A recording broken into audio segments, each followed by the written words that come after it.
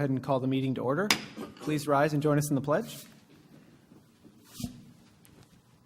I pledge allegiance to the flag of the United States of America and to the republic for which it stands, one nation, under God, indivisible, with liberty and justice for all. Thank you all for coming. Call the roll, please. Trustee Sperling. Here. Trustee Lee. Here. Trustee Heinz. Trustee Youngerman. Here. Trustee Marisak. Here. And Trustee Bond. Here. All right, we do have a quorum this evening. Moving on to public participation. I'll go with item A and then we'll jump around just a little bit. Is there, under item A is the public comment period where any member of the public that's not on the agenda elsewhere can address the board on any topic. It's a 2-minute opportunity. Is there anybody here this evening for that, or spur of the moment would like to add something now that I've offered?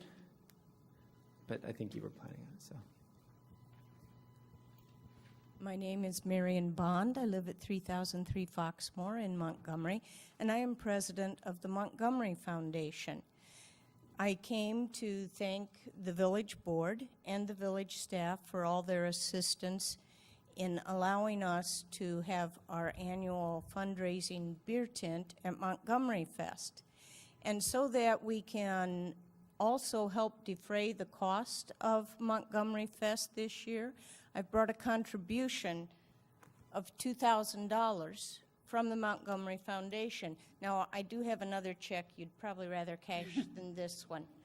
But I did want you all to know how much the foundation appreciates your support and effort at the fest, and we hope that this continues. We'll see you next year. Awesome. Wonderful.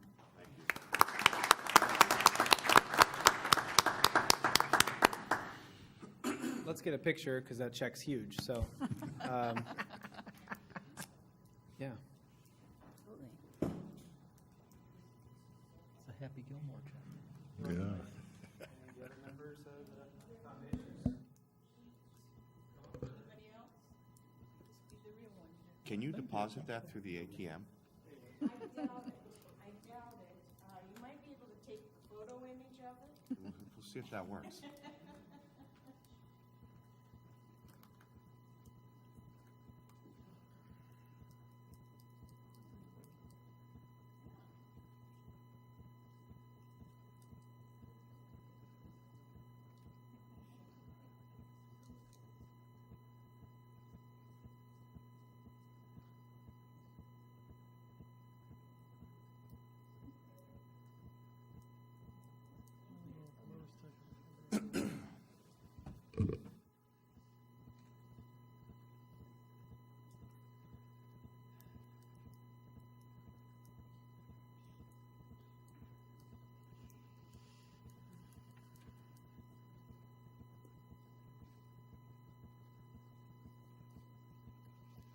All right, is there any other public comment? The 2-minute opportunity? I didn't see anybody else, but don't want to cut anybody off. All right, with that, we'll move on to, if it's all right with the board, to item G, which is the recognition of the Montgomery Fest volunteers. And with that, I'll ask the Fest chairman, Denny Lee, to take over. All right. We have a pretty good selection of people that showed up tonight that we are giving certificates for. In certain categories, we are always short a few people, but we'll start out with, I'm going to do it as our list. The following trustees helped. Doug Marisak, sponsorships, food vendors, stage and parade. Stan, Montgomery's Got Talent and the beer tent. Matt, the beer tent. Teresa, the craft and vendor booth. And Penny Fitzpatrick, the parade. So these are just the people that are trustees or helping. Employees. I guess we got this down as a police department, which I think I could read, but well, Dan handled the carnival and the fireworks. Ismail did the police department coordination. and we definitely had enough policemen down there, I think. Everybody keeps complimenting us on that. Debbie did the overall coordination and the publicity, and she's our right-hand girl as far as paperwork here at the Village Hall for the trustees. Renee handled our craft booths. Jenna handled the talent show. Melody Smith, the sponsorships. Chris Wagner, the car show. Megan Ostrowsko, our village booth, and Jeff Zopel was our parade announcer. And the Public Works employees, all of them worked hard at putting everything up and taking everything down. I do want to say that we rely heavy on Debbie for a lot of this paperwork, but a lot of people, I'm delegating more every year to somebody to take over different things, and it seems to be working really well. I do have certificates now, and I think I'll just start out with, I don't even know if they're here, but I start out, we had Public Works volunteers, Ricky and Tim Reichert. They both work for Fox Valley Sewer. They don't have to help us necessarily, but both of them have showed up for years doing garbage detail and that, and they both just thoroughly enjoy it. I think both of them have been here for at least 15 years. And I don't think they're here tonight, but I just wanted to recognize them. Our photographer, Chris Rizzuto, is he here? He was taking pictures all over. I never seen his face. I just seen the camera. We'll get that to him. It's the first year we had a professional photographer take some pictures. And he did it on his own free time and whatever. The Carp Derby, which I understand is one of the oldest carp derbies in the United States. In fact, the professional carp derby people wanted to come help us run it, which we said we didn't want to because it's for the kids, not for prize money, which they wanted to run it for. Steve Waddell, is he here? He's not here either. He handles our Boy Scouts. He handles the bike corral. A lot of this stuff we had to figure out we needed down the road because all the time new things popped up. There were so many bicycles around. We put a corral in. Steve and the Boy Scouts have helped us for years on that. And then he took the carp fishing derby too early in the morning on Sunday. So let's see.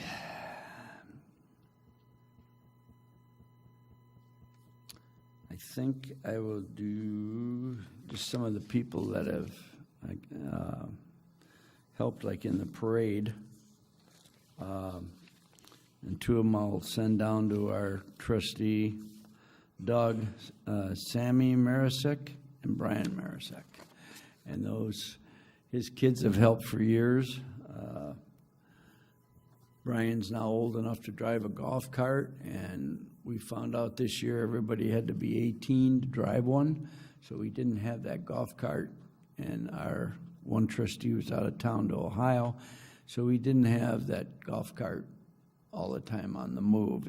But Brian drove his. Sammy's around every year.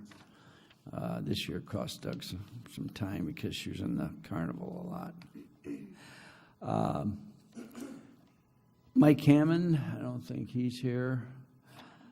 Mike and his son Ryan has helped us for years. Mike's been the parade chairman, I think, for the last about 10 years. And he's also our planning commissioner president. Craft booths and parade, I know Joe's here. Joe Yen. Come on down, Joe. You might be the first one that gets the certificate. I'm just reading all these names off. Oh, get Emily down here too. I'm sorry. I should have told that when I read the next one. I knew she has helped since she's been a little girl, and now she's bigger than Dad, I tell you. Yeah. There you go. Thank you both.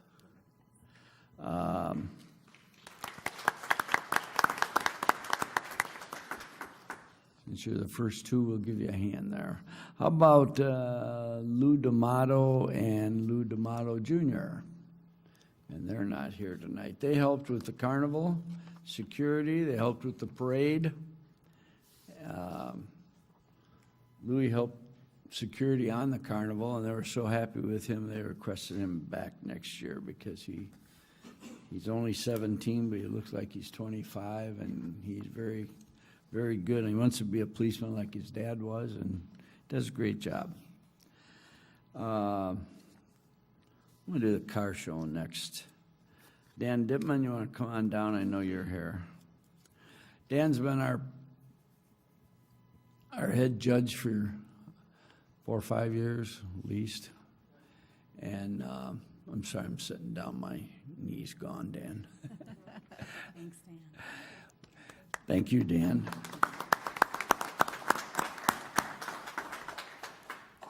And I know Matt's here too, Galbraith.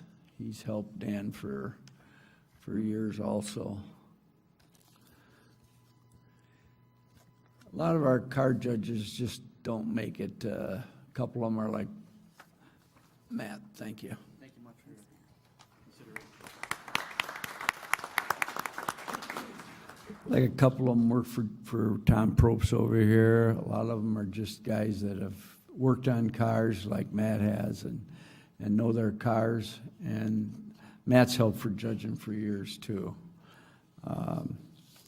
We got Raul Mora, Adam Zaha, I'm going to give you, and Moses Medina, and Joseph Lahe. I'm going to save all those, Dan, for you later. They're all relatives of Dan. Dan just got married, and he right away grabbed his brother-in-laws and that and said, guess what, you guys are going to be car judges because you work on cars and that, so that works great. He could have married somebody that didn't know anybody. That was a good deal, Dan. We got Goodard Wagner, which is Chris's husband, and Brian Wagner, which also is Chris's, Husband? Chris's brother-in-law. Those two have worked the fest for a long time doing the car show. Rich Lubin and Scott Irwin are not here tonight. They both work for Probst, and I know they get up early in the morning to go to work, so I didn't think they would be here. Let me see. You want to do the crafts real quick while I'm fumbling around here? Sure. For the, helping with the craft and vendor booths, Scott Neal helped out. He's not here this evening. Danielle Taylor, she's our intern in, I think, community development. Is that where she's at? And then Grade Constable, that's Jenna's husband. And Joey Christofelis, that's Jenna's son. And of course, Jenna Constable helped out. Charlene Coulombe-Fiore. I get to give somebody a certificate.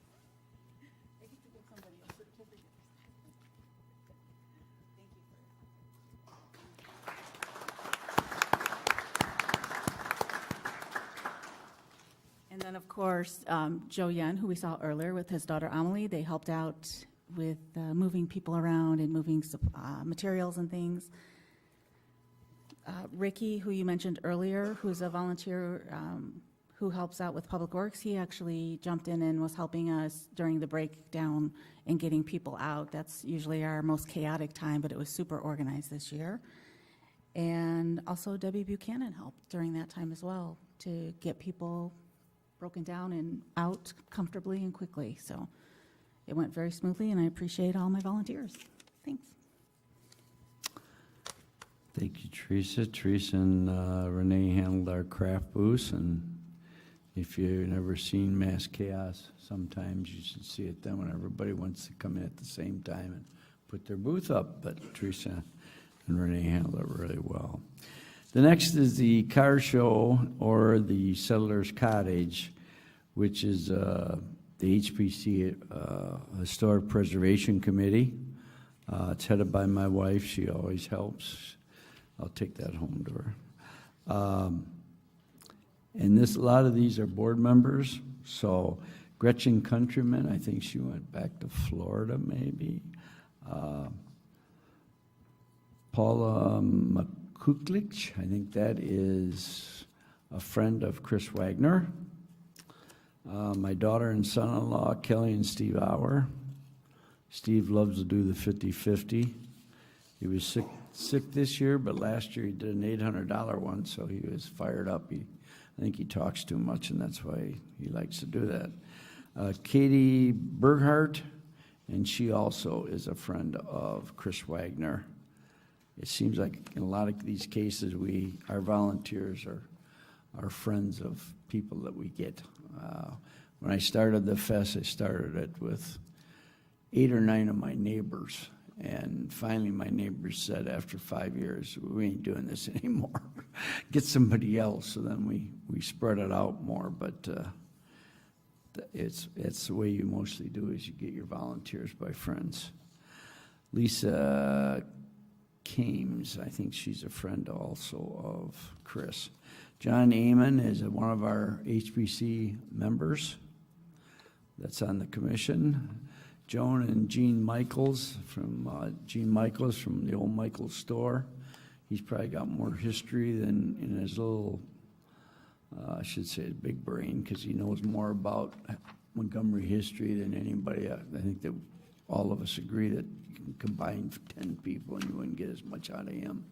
He owned the grocery store. He'd been there for years, and he can talk at a meeting and tell you things that happened way back in the 20s and 30s.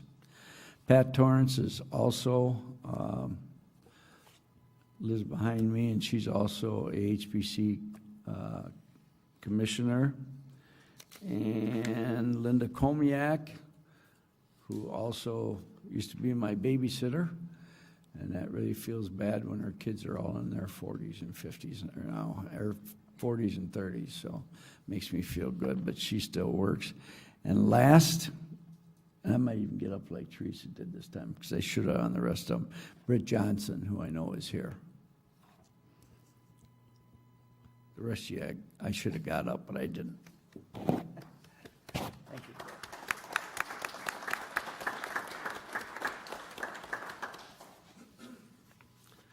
Britt does a lot of volunteer work too on the computer, on and off for Debbie, putting the history in. So the last two were Caitlin Wise, I don't think she's here, and Alex Berger, and I don't think he's here either. Those are the kids that helped at the carnival stamping hands.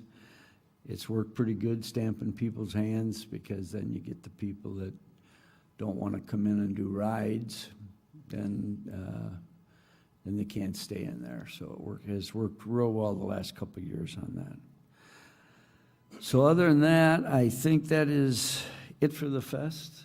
Matt, it's, like I say, a lot of times people just do not show, and but we appreciate all their help. They're all busy people. Well, and they're probably still a little bit tired from the fest 10 days ago. But just to kind of summarize a little bit what Denny was saying is each and every one of you that donates your time, which amounts to an entire weekend for some of you away from your family, working hard so we have a successful and safe festival.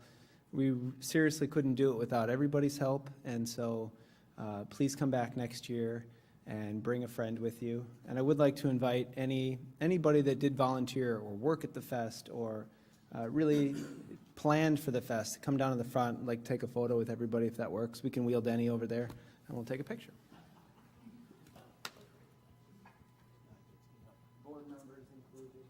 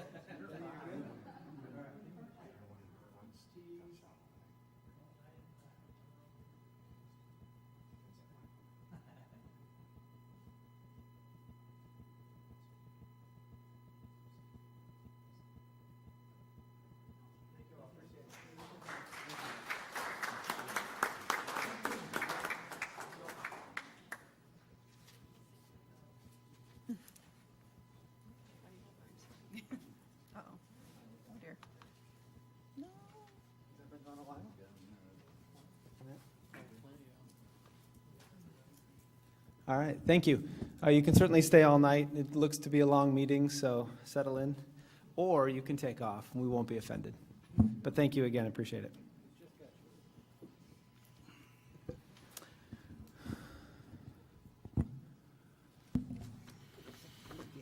Let's pause just for a second. I do want to mention as everybody's leaving that I'm wearing a black and orange shirt. This is not a Bears navy and orange shirt. I took enough crap this weekend about the Packers and how good the Bears looked. But my green and gold will come out beginning of the season when it counts. I can't wait for that. All right. We'll move on to item B. We'll jump back up to B, which is Ken Close at 76 Winter Hill Circle regarding train whistle quiet zone. Ken, come on down. Yeah, that'd be perfect. Thank you.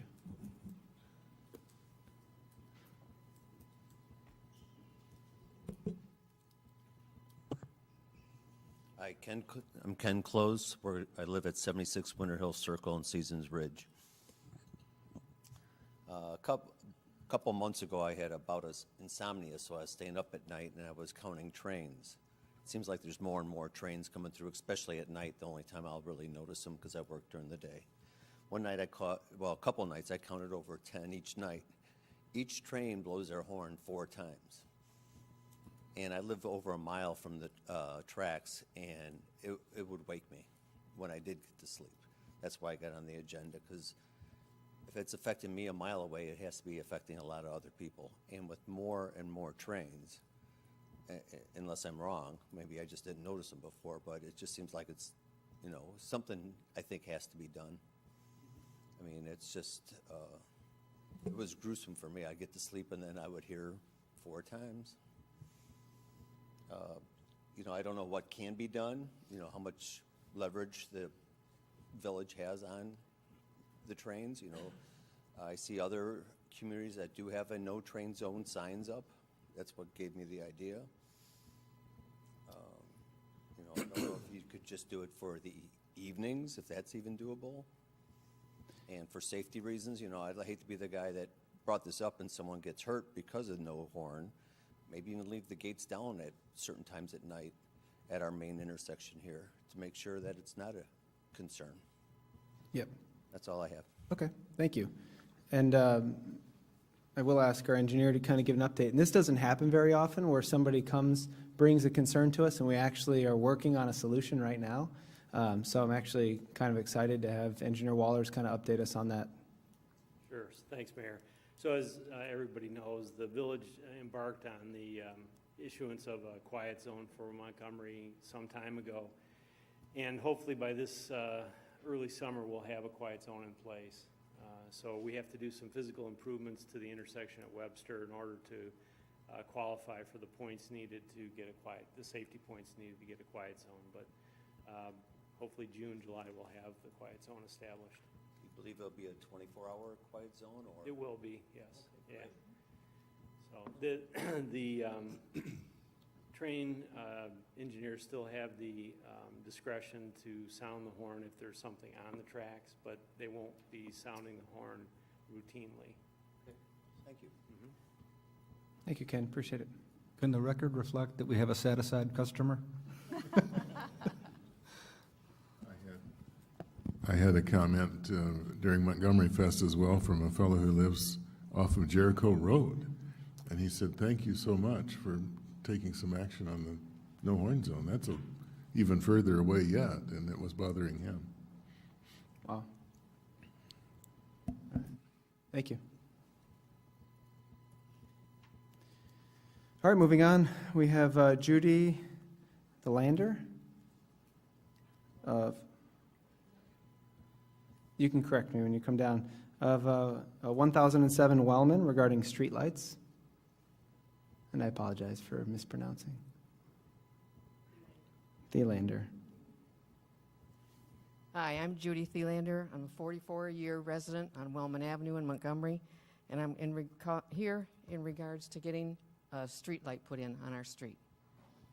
Ever since I have lived there, it's been a real dark area, and we requested it years ago, and there was never anything done. And I feel it's time that we really do get something put in there. It's pitch black. The police even know that it's pitch black, and they think there should be a street light put in at this spot. We're having auto break-ins, people coming knocking on doors and nobody's there. There's just all kinds of things going on now. When they had the armed robbery at the Family Dollar, the person that did it ran down the hill where it's pitch black, went through between my house and neighbors, and ended up getting caught on my fence. His coat got caught there. They were looking for the gun. They did find it over on Sherman, a vacant lot. So, I mean, it's just, we need a street light. Okay. And we need to know what we need to do. Yeah. Okay. I would like to ask our Public Works Director, kind of if you can speak holistically, because I know that the west side of town had a standard for putting in streetlights, but there's probably the older portions down here that might have gaps. What's our process for looking to fill that? That is correct, Mayor. So on the west side of town, as part of developments, streetlights were required by the developers. In the older sections of town, we do have some streetlights scattered about. Most of them are owned by Commonwealth Edison and maintained by Commonwealth Edison, but paid for by the Village of Montgomery. To my knowledge, I believe there is one just up the street from your home at around 1011 or 1013 Wellman. I have placed a call since learning about this item a few weeks back to ComEd, trying to go through their new business division to get a quote for what it will cost to add light in this particular area. There are certainly gaps in the older sections of town on the east side of the river specifically. We have not taken a holistic approach to fill those gaps, but have looked into unique cases where concerns are. Okay. Do you feel that this address is one of those gaps? The entire horseshoe of Wellman and Harmony is, for the most part, dark, with the exception of the one light up the street. I don't have the history on that light. It predates my involvement. So certainly it's a justified area to put one. And as I said, I'm trying to work with ComEd to get a price so that we can take some action on that.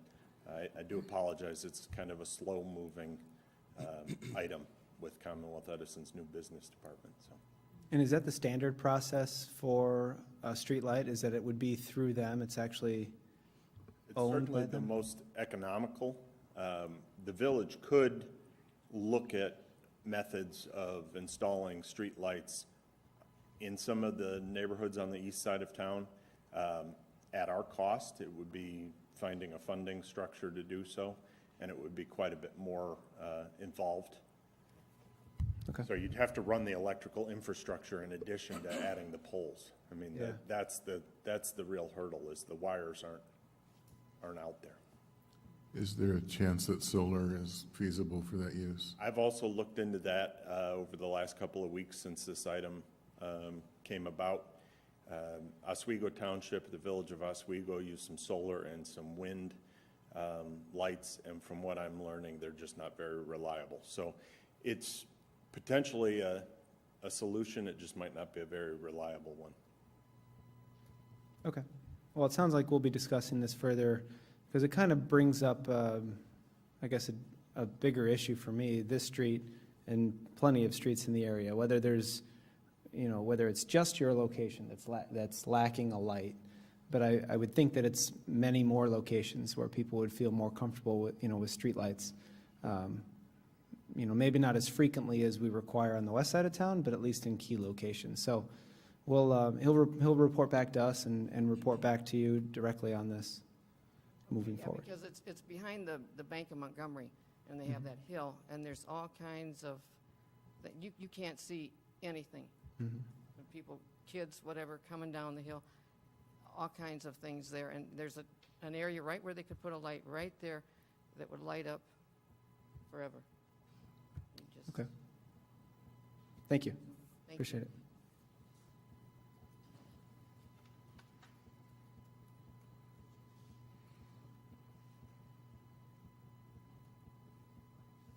All right, moving on to item D, we have Stephen Lindstrom of 652 Kimberly Lane regarding property standards. Stephen? Thank you, I appreciate that. I'm actually going to be much briefer than I intended to be. We was here a couple months ago, me and another resident from, I don't need the microphone, me and another resident from the area there, from the, right over there by 652 Kimberly, 650, 654. And some of the stuff has been addressed that we came in to talk about last time regarding the property standards. A couple things have it, but nothing too major. The thing was, neither one of us got calls back. We were supposed to be getting called by somebody. Neither one of us got calls. I actually attempted to call you, but I don't know if you know this, but you can't leave a voicemail for you. Oh, really? I get voicemails. Can't leave them. According to Debbie and Kathy, you can't leave them because Debbie says she has to have them because she dictates them, and then It is quicker to go to just leave a message with her because then she sends me an email on it. Well, here Yeah. or there, but yeah, I couldn't. They literally couldn't get me into your voicemail. So I don't know if something with the phones at the time, but not the biggest deal in the world. The one thing that I did want to bring up was the fire safety issue was still a concern. I brought that up last time as well as the other guy that was with me. That law. And you might want to have your lawyer check into this and look into some real estate law on this, because what we have found is that when you transfer ownership, things need to be brought up to fire and safety code, and they can't be grandfathered in after sale. So what Matt and Mike are saying is that they agreed with all the other violations, but on that specific one, they were saying that it's grandfathered in because of the time when the structure was built. However, the state law that, you know what, I didn't write the law down, but I should have. But the law says, the state law that I've looked up says that once a sale is completed, that all things have to be brought up to code for the sale to go through. So it may have fallen on previous ownership, but it still remains that there's a fire safety issue that should have been dealt with at that time. Made it known twice here now. So if something were to happen, I think there'd be several people with some liability on them, and that's why I say you might want to have the real estate lawyer or your lawyer look into that law. There's some other stuff going on I wanted to mention briefly. On the advice of some legal counsel with some civil stuff going on, I can't get into too much, but since the violations were reported, just want to let the board know that there's been some retaliatory acts by the property owner,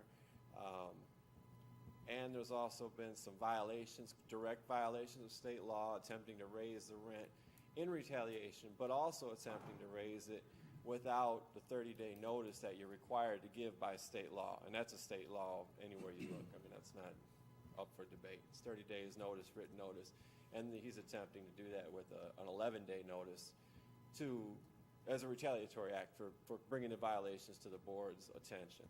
So there's that. Like I say, on the advice of legal counsel, I can't get too far into some of the harassment and retaliatory acts because there's some stuff going on still, but I thought it should be known in public forum that there is a landlord in the village right now with those practices, and they're not up for debate. That is actually what's happening. They were trying to raise the rent without 30 days, retaliatory practices. And is this your residence? Yes, it is. Okay. Yes. So, I think that's all on that, because I can't, like I say, I had more planned, but I can't say it because I just met with somebody yesterday and they told me not to bring too much to light. The other thing, I talked with Chief Myers earlier, and I just wanted to bring it up quickly. Totally separate issue. There's an obscure ordinance that local ordinance in the village where if you park anything with a trailer on it on certain streets, you can get a $25 ticket. Well, now Aurora has that for commercial trailers overnight only, but I haven't found anywhere else where you can't have a trailer as long as it's chalked or attached to the vehicle. Now, if you know the area there, right on Kimberly, there's no problem with that. There's only one officer enforcing this law too, or code, or violation. But I'd like to have the lawyer and yourselves look at this and amend that to maybe making that commercial trailers instead of any personal use utility trailer. Because as the way the ordinance is written right now, any officer at any time, if I'm driving down the street and I'm, moving some, X, Y, or Z, or if I'm a roofer, if I pull over and park my truck, literally at that point, an officer could, in theory, write a $25 ticket for an ordinance violation. So and they don't do it on Kimberly, they only do it on Amber at this point, but at the same time, it's how in the world could you have a trailer in the village? You can't. You can't park one anywhere by definition of the ordinance, if you see what I'm saying. Yeah.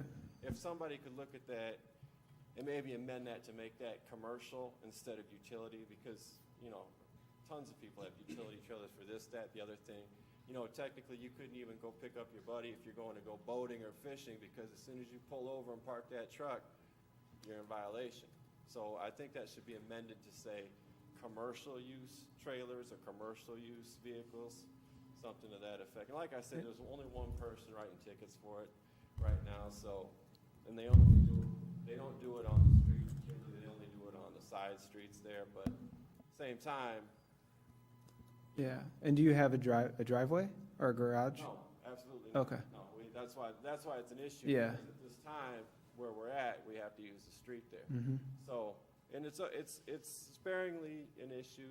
I think it's happened twice, but, with, like I said, it could be used, manipulated, and like there's one officer doing it, that's it.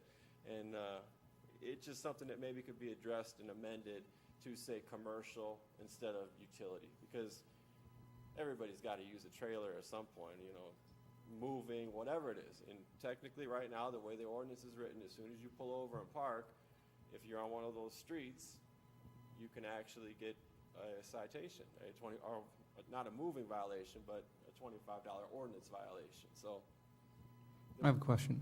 Is this a multi-tenant facility, residence? Two is, yes. And there's no off-street parking for that apartment? The property manager doesn't allow trailers in there, so you can't have trailers in there. So it's only for single vehicles with, every. And just so you know, there's multiple officers writing tickets for it because Oh, is there? they've, Wow, there's only on the west, I live on the west side of town and I know of 2 different properties where they've written multiple tickets for it. So one by us, but you don't have to feel alone. It's happening all over town. all right, but yeah, okay. Well, I thought it was obscure, and like I say, it's rarely happened, and I talked to Chief about it, and it's an obscure thing, but like I say, I think that should be amended to say commercial use trailers instead of utility trailers, because if you got to pull over with your boat, your lawnmower, your this, your that, technically you're right away in violation, and that's pretty stiff. So I'd like to see that. But you're not pulling over, right? You're parking it there overnight? Parking it there sometimes for an hour, sometimes overnight, sometimes, all different times. But like I say, Kimberly, it's not an issue, never has been an issue. It's only when you go on to Amber and those streets down there. So, yeah, but literally the point is you can park overnight, you can park an hour, you're in violation, so. And we've definitely discussed this before on different issues over the years. So I guess in my mind on that, well, I mean, we could get in and debate commercial versus residential or personal and what that would do, because there's a reason behind it why those are undesirable in the right-of-way, to be parked and stored in the right-of-way, line-of-sight issues, clogging up the streets and that, but essentially storing things in the public road. At first I was thinking that you didn't have another option, but that the property doesn't have another option, but the landlord put restrictions on it that doesn't allow for that. So I wanted to make sure that we're clear on that we're not providing a hardship for you. He's providing a hardship as well, in that he won't let you park it on private property. Okay. And I'm sure there's situations like that in the village where that type of vehicle wouldn't be able to fit on. I know we have buildings down here that don't have driveways at all, and that's what I was led to believe by your comment. So that's a different conversation there. It seems like there's a lot of different things going on here that we can certainly work with you on. I did want to have did you have anything else to add before I'd like to see if our attorney can comment on the fire safety issue. No. Okay. So No, I'm not aware of the specific alleged violation. I'm sorry. I'm not aware of the specific alleged violation, so I'm not prepared to give an opinion as to whether a sale would trigger some particular requirement to comply with an upgraded building code. We certainly can look at that and get back to you before the next meeting. Okay. I know I've experienced it before when it was a change in use on a project I was working on before I had this role, where then they had to bring it up to certain standards. Montgomery doesn't have a landlord licensing program where we have, extra tools to require certain things. We're not home rule, so we're not allowed to do that. The city of Aurora does have that, where they do have inspections and that kind of thing. So, okay, well, we have a few different things here that will, it sounds like there's a few different people that can report back to you on the exact, issue on that. Like I said, it's only on the side streets. It's not been a problem on Kimberly itself. I don't think it's subject because it's not technically in front of a residence, and that's kind of, I think, what they're getting at. So it's never been a problem on Kimberly because it's not in front of a residence, but it's when, on the rare occasion, if you have to put it on a side street or something like that, and, whether or not I was going to bring it up, I was 50-50, but, I said, well, heck, Yeah. might as well mention it, so. Certainly. Like I said, I know Aurora says their rule is commercial only, and that's, I lived there for several years, and that seemed to be pretty sensible. Okay. Thanks, sir. Appreciate it.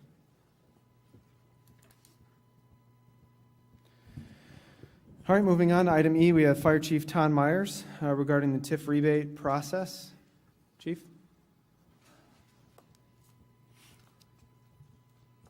Good evening, members of the Village Board. My name's Tom Myers. I'm the Chief of the Montgomery and Countryside Fire Protection District.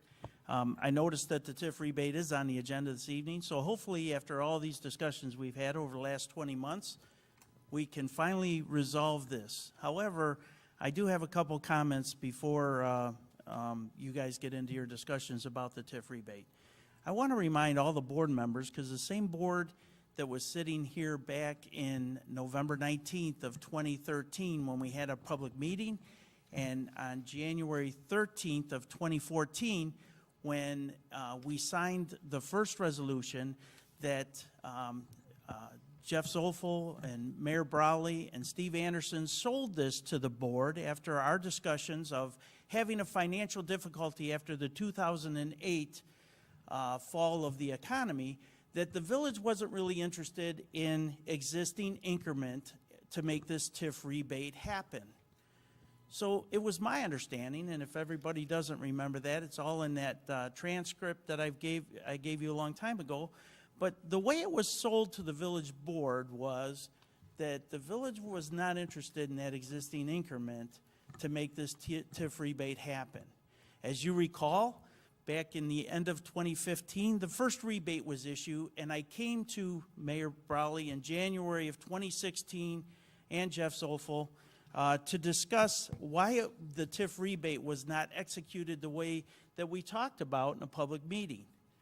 And we kicked that can down the road for almost a year. Actually, it was a year, because in February of 2017, I finally had to come to the village board with this and go public.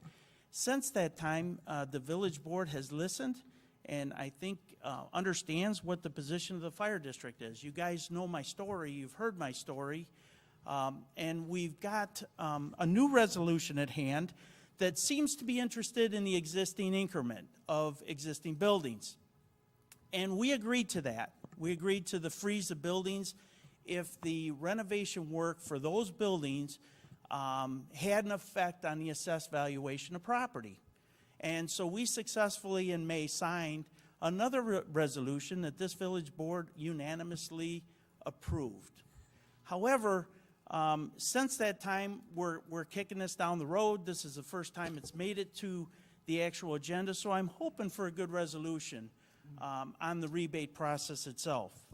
I want to remind everybody that the board was very adamant, I think, back in the day when we first started this, that we bring the fire district back to the 2008 levels of our tax levy. And as of today, we lost, back in 2008 with the turn of the economy, the fire district lost $250,000. We were on our way to recovery. We're not there yet. We're about $200,000 short of getting all that $250,000 recovered. Gentlemen, and ladies of the village board, this is money where the rubber meets the road. This is not money. We don't have spare funds anymore. We don't have capital replacement programs anymore. This is money that's needed to operate and function the fire district in a very good and improved method of today, of what the residents of our fire district expect from us today. Without these monies, we're not able to go on and look at different technologies and better life-saving equipment and better processes and more personnel. We don't need fire stations. We don't need trucks and things like that. So when the village board adopted this TIF district, it put the fire district in a headlock, a financial headlock for the next 23 years. And I appreciate each village board member recognizing the fact that that was done and allowing us to get that tax increment back as the buildings begin to recover. And we've seen some recovery of those buildings in the TIF. So I appreciate the village board saying, wait a minute, we do have to make the fire district and we do have to consider their financial status. So village staff is giving you all kinds of numbers and told all kinds of stories, and we look at permits and when they were sent to the assessor's office and when they haven't been sent to the assessor's office, and whether or not that increased assessed value of property actually became part of what those building permits meant. And we're telling stories. We're not working with facts. And everybody should have gotten my letters that I sent you back in the early part of July, and one again the last Thursday, Friday, or Saturday. You should have gotten a letter from me. So what I want to do is work with facts. We talk about confusing figures and how much money it is. Everybody goes, well, how much money are we talking? To be honest with you right now, and I do the budget, I've done the budget for the fire district since 1986. Assessed value of property is where we get our property from. And to be honest with you, it's needed. It's needed. If it was $500, we need it just for our operation. So recognizing the fact that we as a fire district are going to maintain the same buildings, get that existing increment back, we appreciated that because that really puts us in resolve. As far as getting any new money from new buildings that comes up or new property, we were willing to give that up because we didn't have that back in 2008, and we were willing to work with the village to make the TIF something that you guys could work with. However, as everybody starts taking these numbers and twisting them around, and we talk about improvements to buildings, I don't think we're working with the facts. Matter of fact, I know we're not working with the facts. So I went to the Aurora Township Assessor's Office, met with Davis Offit, our tax assessor, and he gave me 2 letters that I made copies of and gave to each village board member. These letters represent the assessments or a summary of the assessments for 1266 Orchard Road, both parcels, the back parcel and the front parcel. And the last paragraph or sentence or 2 on that letter states the assessments for years 2013, 2014, 2015, and 2016 were triggered by the sale prices and not any improvements made to the land or building. Now, this is the gentleman that certifies the tax assessments for the properties out there, that sends it to the Kane County tax assessor so that they can prepare the bill. I would say that this is a pretty good fact that nothing was done on that particular property to acknowledge that. He also gave me a letter for 2125 Rochester Drive, which is Butterball. The same last sentence, or very similar, I think. All increases were due to equalization factors and then carried over to the following year. The assessments were not triggered by any improvements to the property. So again, this is fact. We can look at building permits when we sent them to the assessor's office and speculate and tell a story, a false assertion, I call it. But these are facts. This is really, truly what's happening. So I provided the village board members with that because I think it's important that I know you gave us your word that you were going to give us the money and the existing increment, but we also have to make sure that we're working with the facts, and those are the facts. And I think that speaks for itself. So with that, I encourage all the village board members. There's a couple things on your agenda tonight that the village staff has prepared. One is to freeze Butterball from the 2014 assessment. That's where really this whole thing started, when Butterball was taken out of the TIF rebate. That's what flagged it and said, boy, we have a problem on the way this is being executed. So my opinion is, and the fire district's opinion on this strongly, is that the 2014 assessment, which will be rebated here, but we don't see that assessment from Butterball being something that should be frozen. So for the 2014 assessment, which is on your agenda, actually it's a letter from Jeff Zofel, we think that that property shouldn't be frozen. And then for the 2015 levy, where staff recommends that Michael's construction becomes frozen, the fire district thinks that because we provided you with the facts that none of those improvements affected the assessed value of property, that building also should not be frozen. So we appreciate your support. I've talked to individual board members. They said we support the fire district. I think here tonight, hopefully we'll get a positive vote that both of these properties shouldn't be frozen. We need to continue on with what we did, and there will be a day that an existing building, puts an addition on and qualifies as an improvement to the assessed value, and it should be frozen. But I think we got to work with the facts, and we can't work with what we think might be, because we can make up a story for anything. You can take a number and you can plug it into anything and make it happen. So for the interest and the best interest of public safety, fire and emergency medical services to the Montgomery and Countryside Fire Protection District, I encourage the continued support of each village board member that you gave this fire district back in 2013 and 2014, the same consideration and a positive vote to not freeze these properties and give us the rebate. And let's close this thing up and work on next year's. That's all I have. It's on the agenda for later in the meeting. I'd be happy to participate in that if anybody has any questions. Thank you very much. Thank you, Chief. Does anybody have any questions of the chief at this time? I know that I let you go on a little bit longer, but that's new information. But if there's any questions of the chief specifically that he can address right now before we move on, we will talk about this later on in the meeting, and we'll go from there. Okay. Thank you, Chief. Appreciate it. Thank you for your positive vote later in the meeting. Thank you.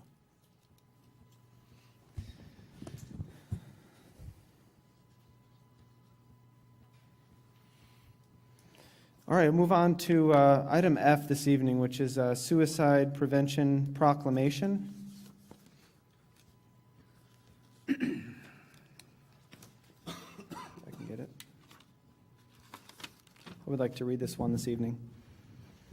Whereas September is known as National Suicide Prevention Awareness Month, which helps promote resources and awarenesses around the issues of suicide prevention and teaches how to help others and how to talk about suicide without increasing the risk of harm.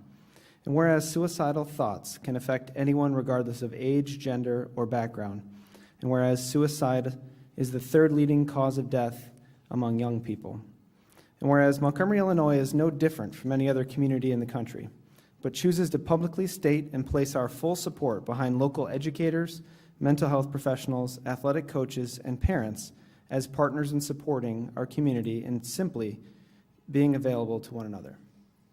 And whereas local and national organizations like the Suicide Prevention Services are on the front line of a battle that many still refuse to discuss in public.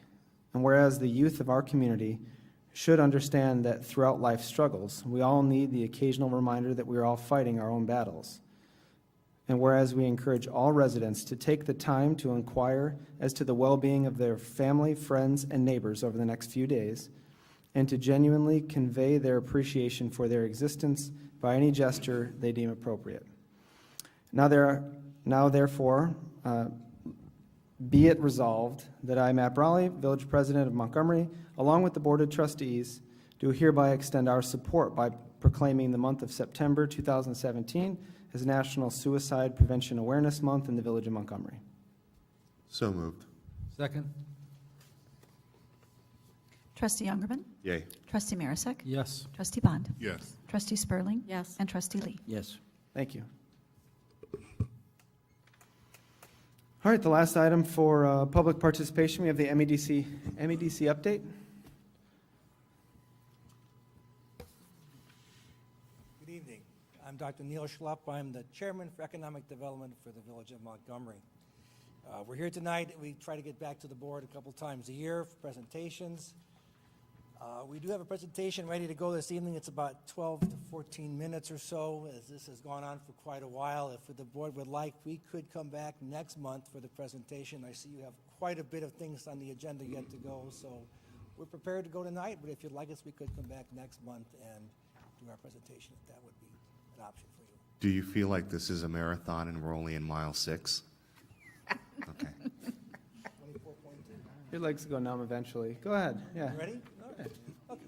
Well, I just thought just to briefly say, this has been a tough 6 months, as you're all well aware of. We have had membership diminish. We've lost 2 of our executive board members with both Caterpillar and Butterball no longer with the organization. In a positive way, though, we've had a lot of interest in the organization.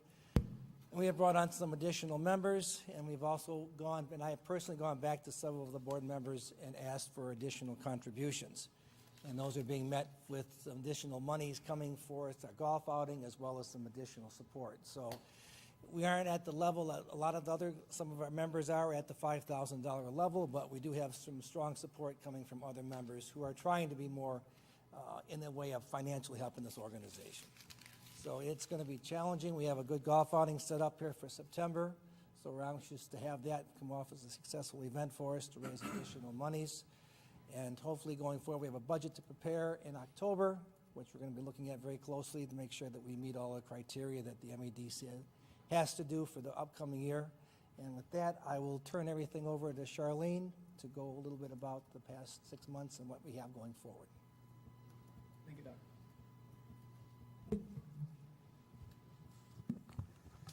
Thank you, Dr. Neal.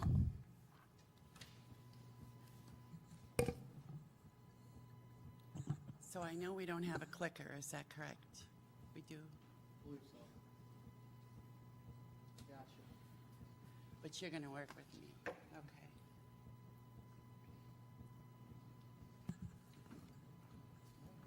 So, that was kind of a tough act to follow, but I am going to do the best that I can with this. So, my name is Charlene Coulomb Fiore. I've been the executive director for the Montgomery Development Corporation. Actually, I'll be hitting 8 years this year. So, next slide, we talk about, is the glass empty? Is the glass half full? Is the glass full? And I am a cheerleader for Montgomery, and I always will be. It's what I do, and it's my job. So there's some things that I do want to highlight that are extremely positive in spite of the loss of Butterball. Yes, there were 660 jobs that have been lost out of that facility. And it was earlier this year when the Caterpillar announcement was made that in the next 18 months we would lose possibly 2,000 employees, broken down with 800 and 1,200. And that being said, there's been also a lot of excitement in both of the locations, and you're probably wondering, okay, so what are we doing? Do we have an action plan? And we do. We actually immediately created an action plan both for the Butterball facility as well as the Caterpillar plant. We've had meetings, we've had conference calls, we set up a committee, and we're working in collaboration with the surrounding communities as well as the state agencies and the federal government as well. So when we talk about positive things, this is the way I see the light at the end of the tunnel. New doors have been opened. One of them is EDA, which is the Economic Development Authority. They've opened the door for additional funds that could be possible in the next 12 months to aid with the Butterball facility. We've had several calls. Actually, the last count was 19 people have gone through that facility, and the majority of them are in the food industry. We are also working with a group called Intersect Illinois. They happen to be a part of the Department of Commerce and Community Affairs. They are working with us on a cluster addressing the food industry so we can have that building reused and bring in hopefully another food user. That would be the best alternative for that facility.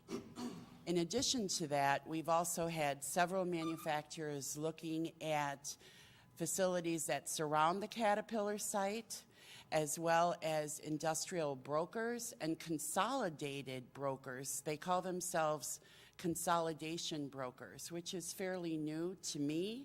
I've never worked in with that type of group, but we've had several calls from Alliance and various other groups that are very interested in making something happen for Caterpillar.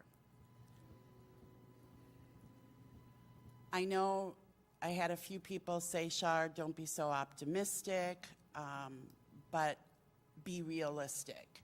And we are being realistic. The names are out there. I have over 7 different manufacturers that have looked at the area. And yes, we do have challenges. The MEDC has challenges too. But at the same time, we've had new jobs that have continued to be added over the last 6 months. Now I want to show a video, and I'm not quite sure this is going to work. Probably not the best building either, but we created a shortcut, Jeff, with an address. And the reason I was doing this was because it's the facility 2125 Rochester. You might have to click it a few times. We created a separate. I put it on my screen, but it's not up there. It's on your screen, but not there. Oh, you know what, you gotta stop the presentation a bit. There's, what you need to do is embed the actual website and then put it on there. And what it was an aerial and a drone flying over 2125, which is the Butterball facility. And it shows you the plant. And not only that, it gives you an idea, and it gives you the opportunity to share that facility nationwide. And that's the point that I was trying to make. A lot has happened, and we've come a long way. You know, people like Cushman and Wakefield and so many others have learned more about Montgomery in the last 6 months than they have in the last 10 years. And that was my point about being positive and upbeat, that sometimes a loss will also bring an opportunity.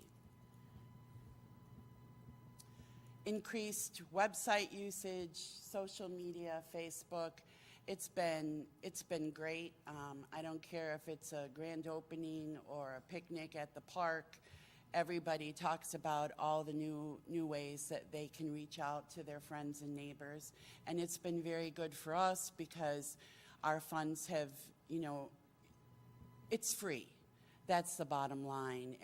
And we work very closely in the professional world, and I think I have over 700 followers in LinkedIn, so, and they're mostly in the real estate business, so I just wanted to mention that.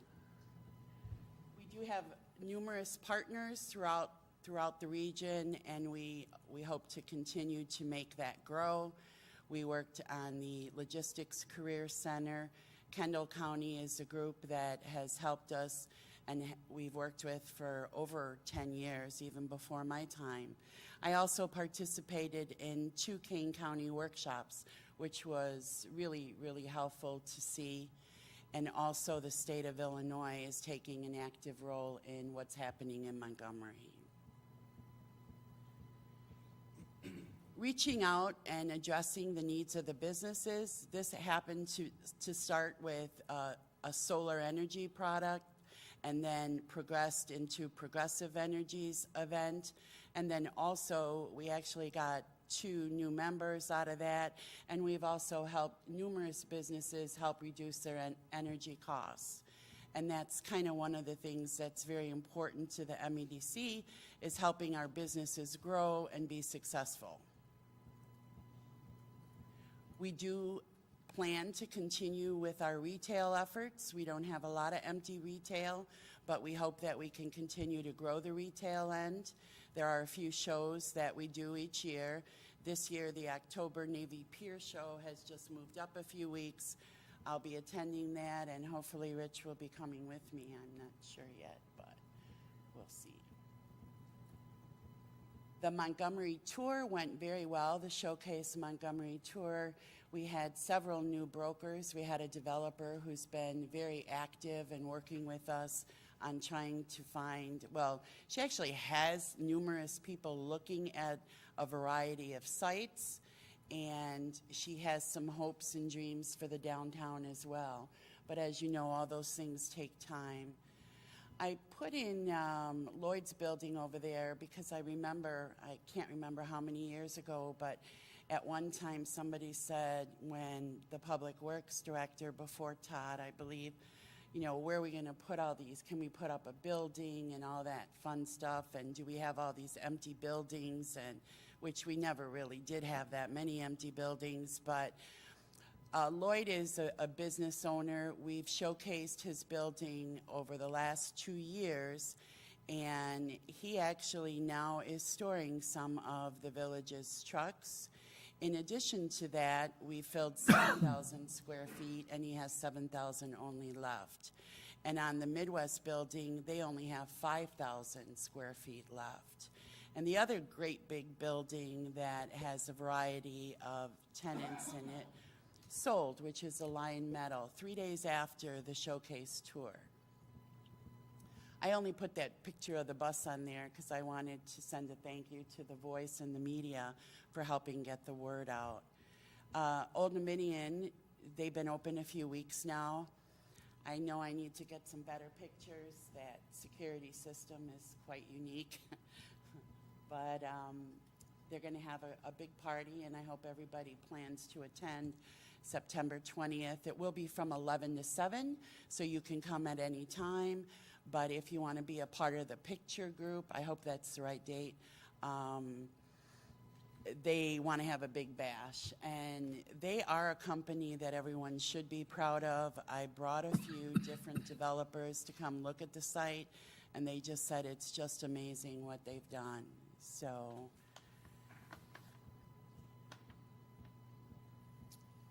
again, United Sugar's open, as well as Nexio. Those are new buildings in the TIF district.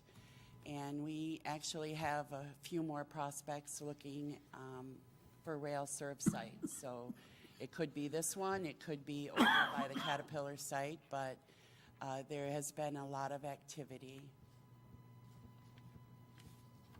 Douglas Road has always been a priority for the village, and we are so close to almost having almost all of Douglas Road filled. There's like a few empty spots, and I don't know if I ever want to not have any space available, but as you know, that's the former Aldi that now is the Plasma Center.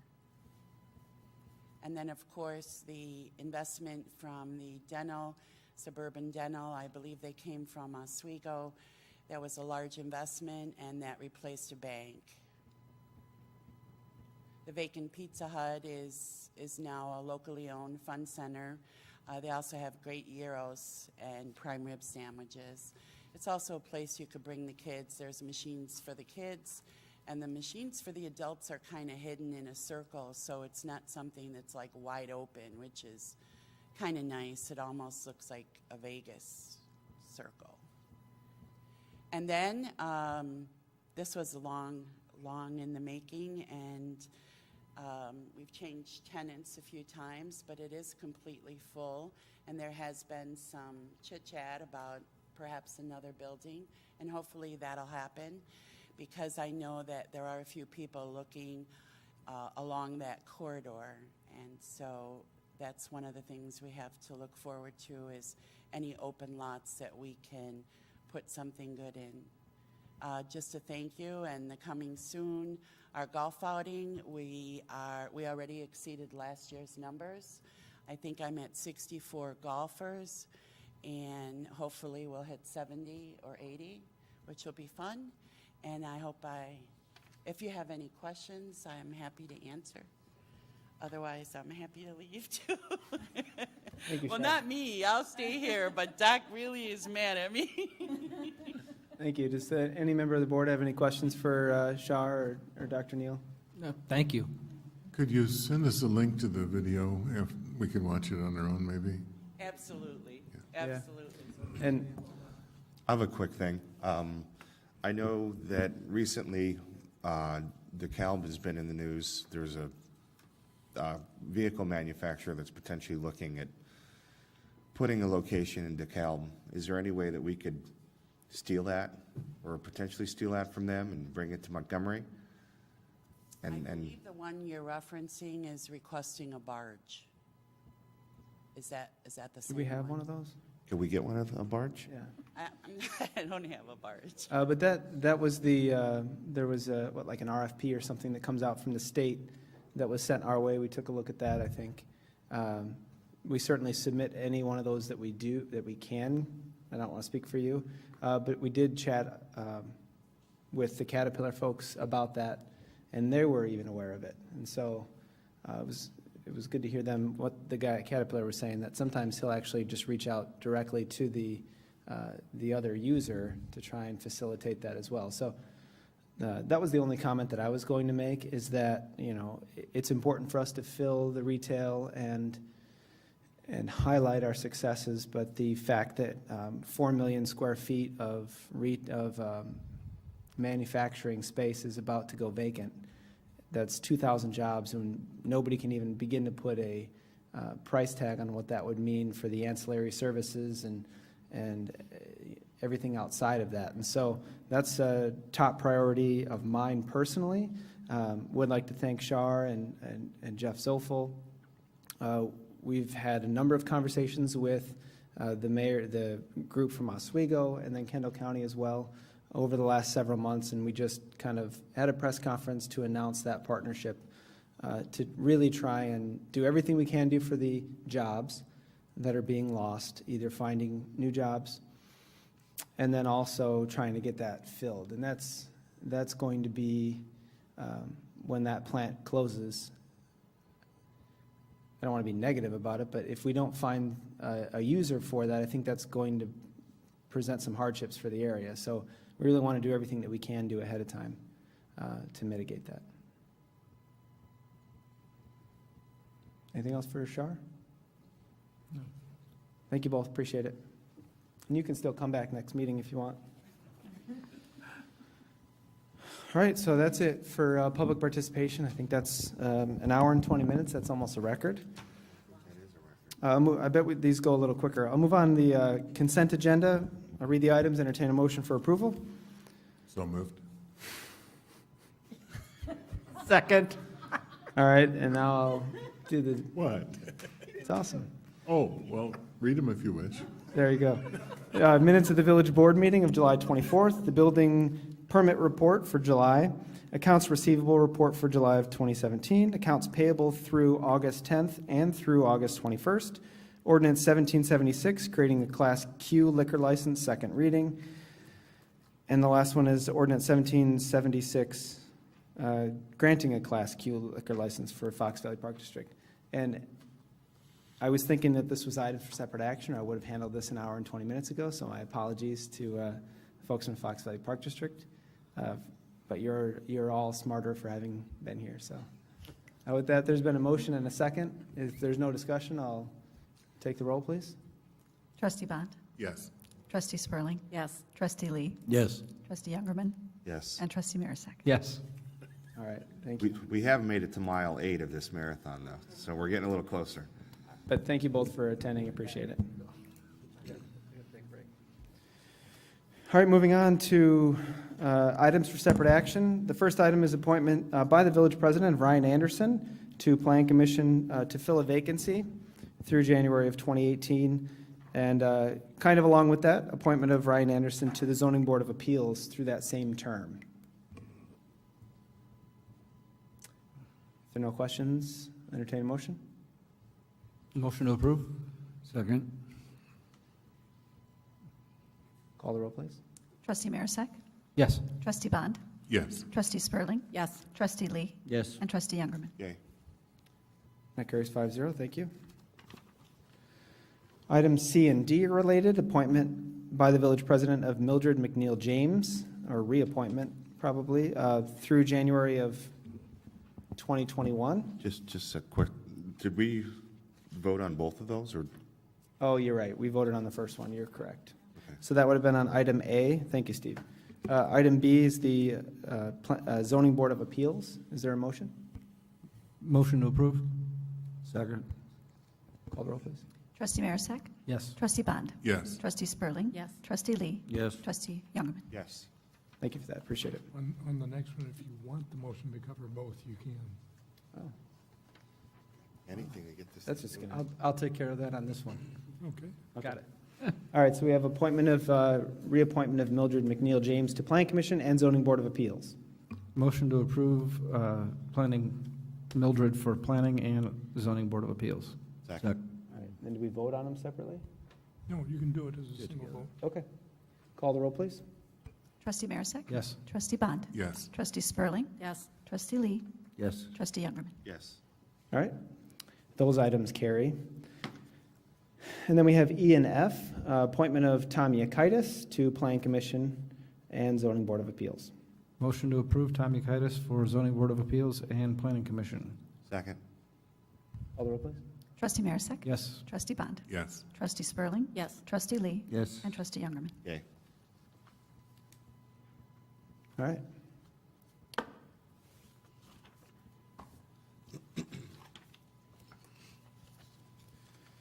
That move on to item G, which is the TIF number 2 rebate approval, and Doug left, so I'd like him to be here for that. If that's all right with everybody, I'm trying to get folks out of here, if it makes sense. I know it's confusing to jump around, but we do have individuals here for items for discussion A and B that might be quick discussions. If we can take those at this time, I think that would be good. We can get them on their way as much. I mean, you're welcome to hang out all night, but with that, we'll move on to item A for discussion, which is an intergovernmental personal benefit cooperative, IPBC. And with that, I'll turn it over to Justin for a summary of the item. Thank you, President Brawley.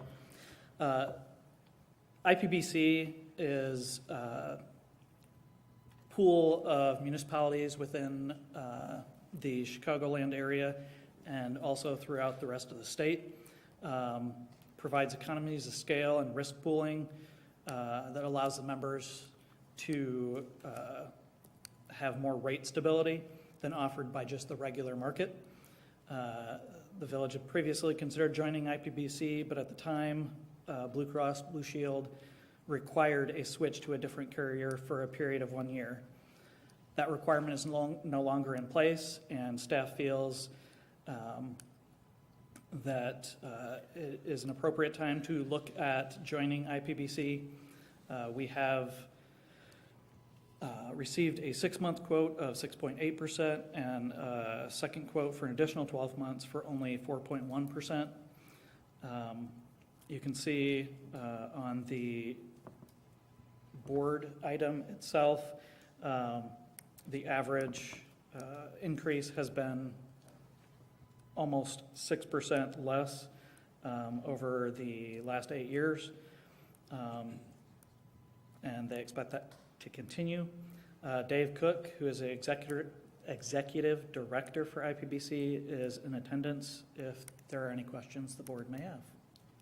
Just quickly, the percents that you're talking about, that's a percent increase of our insurance premiums? Yes. Okay.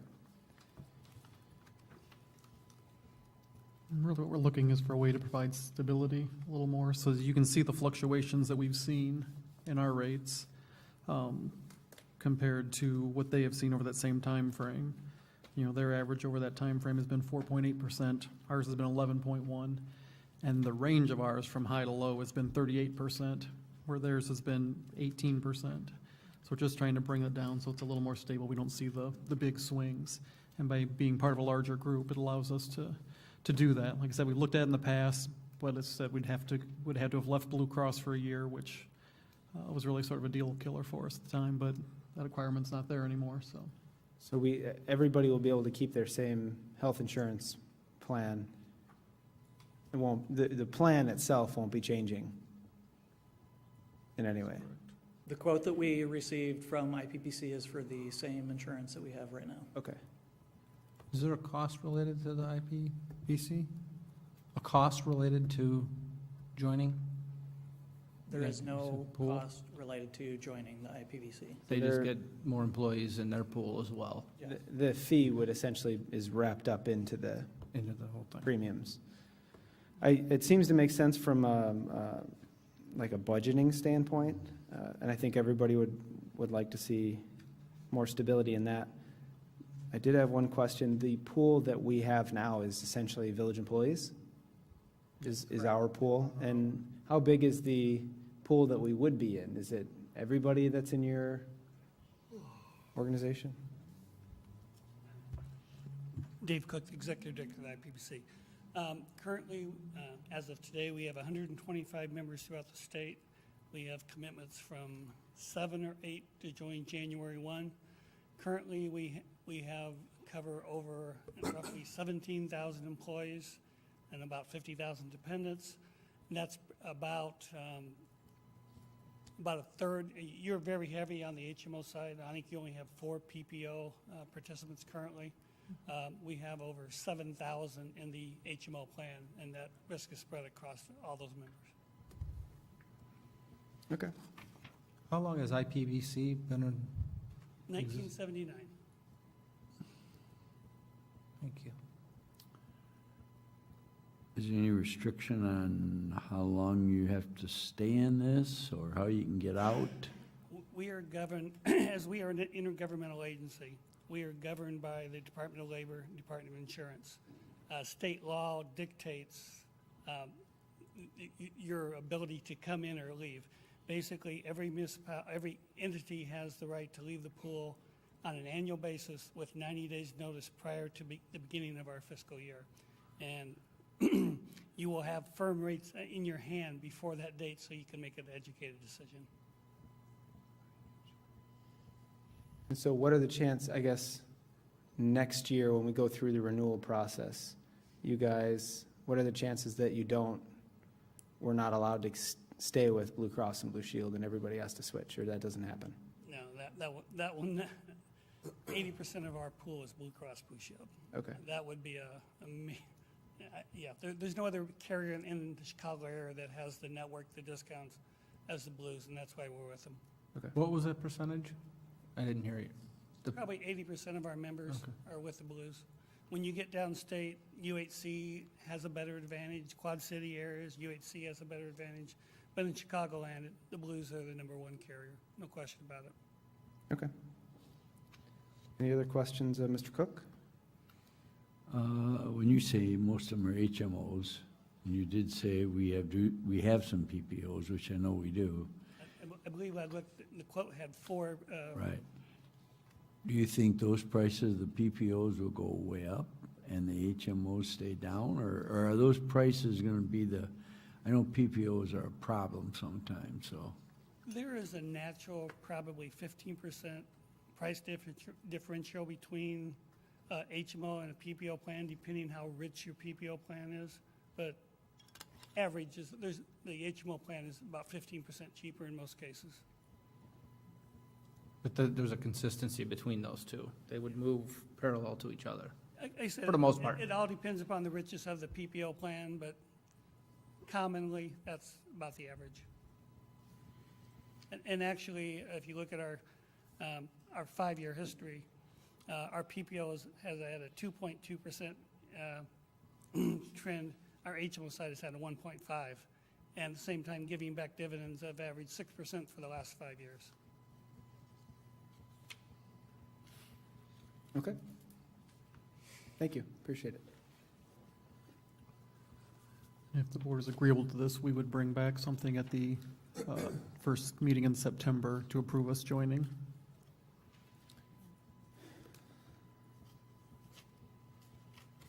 Yeah, I guess I would just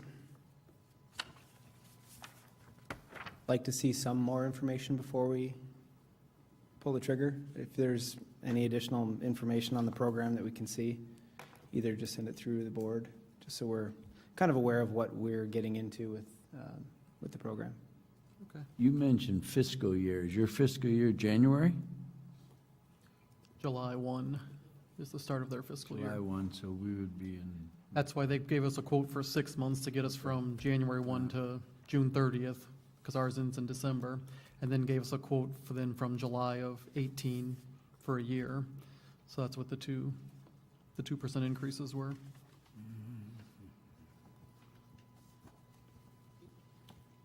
All right. Thank you again, Mr. Cook. All right. The other one that I was hoping to take, just to get folks out of here, would be the Niners liquor license request. All right. The deputy chief to introduce this one. Doug and I were just saying that we should have ordered burgers. Yeah, you guys deliver? We could have gone online and placed an order. Thank you. Good evening, everyone. We're here to discuss the Niners Grill liquor license request. I have with me the general manager, Mohammed Ataya, from Niners Grill. You'll see there's some literature that was passed around from the grill. The owner, Mr. Ali, was unable to make it because he is in Texas, so I'm dealing with that. But he is up here. If you have any questions or let's see what questions for him, they are looking for a Class G liquor license for their restaurant. Good evening, everybody. I just want to begin by thanking the board for the opportunity to be here this evening. Unfortunately, Mr. Khattoum is unable to make it this evening. He's stuck with the situation with Hurricane Harvey. We are here applying for a Class G liquor license in hopes to satisfy our current customers. They've been demanding for the favorite beverages to be on our menu. And we've been seeing this since we've opened in Montgomery. And we are predicting that the liquor that we're going to be selling would be around from 5% to 10% in our sales outcome. So in every business, our goal is to be successful and increase our revenue. So we hope that we get the opportunity to get your approval tonight. You have any questions for us? Awesome, thank you. Any questions? Could you remind me what the percentages are for Class G liquor license? It's 50. From memory, I can't tell you exactly, but my recollection is it's about 50%. At least 50%. Less than 50? Yeah. 50, to have Okay. at least 50% food. And you had mentioned liquor, Yeah, one of our items would be margaritas. So mostly we sell beer and wine. Okay. I had a question. I had read, so you basically had waited about a year, which I know we like to see that, see the restaurant be successful for the first year or so before someone comes in to request a liquor license.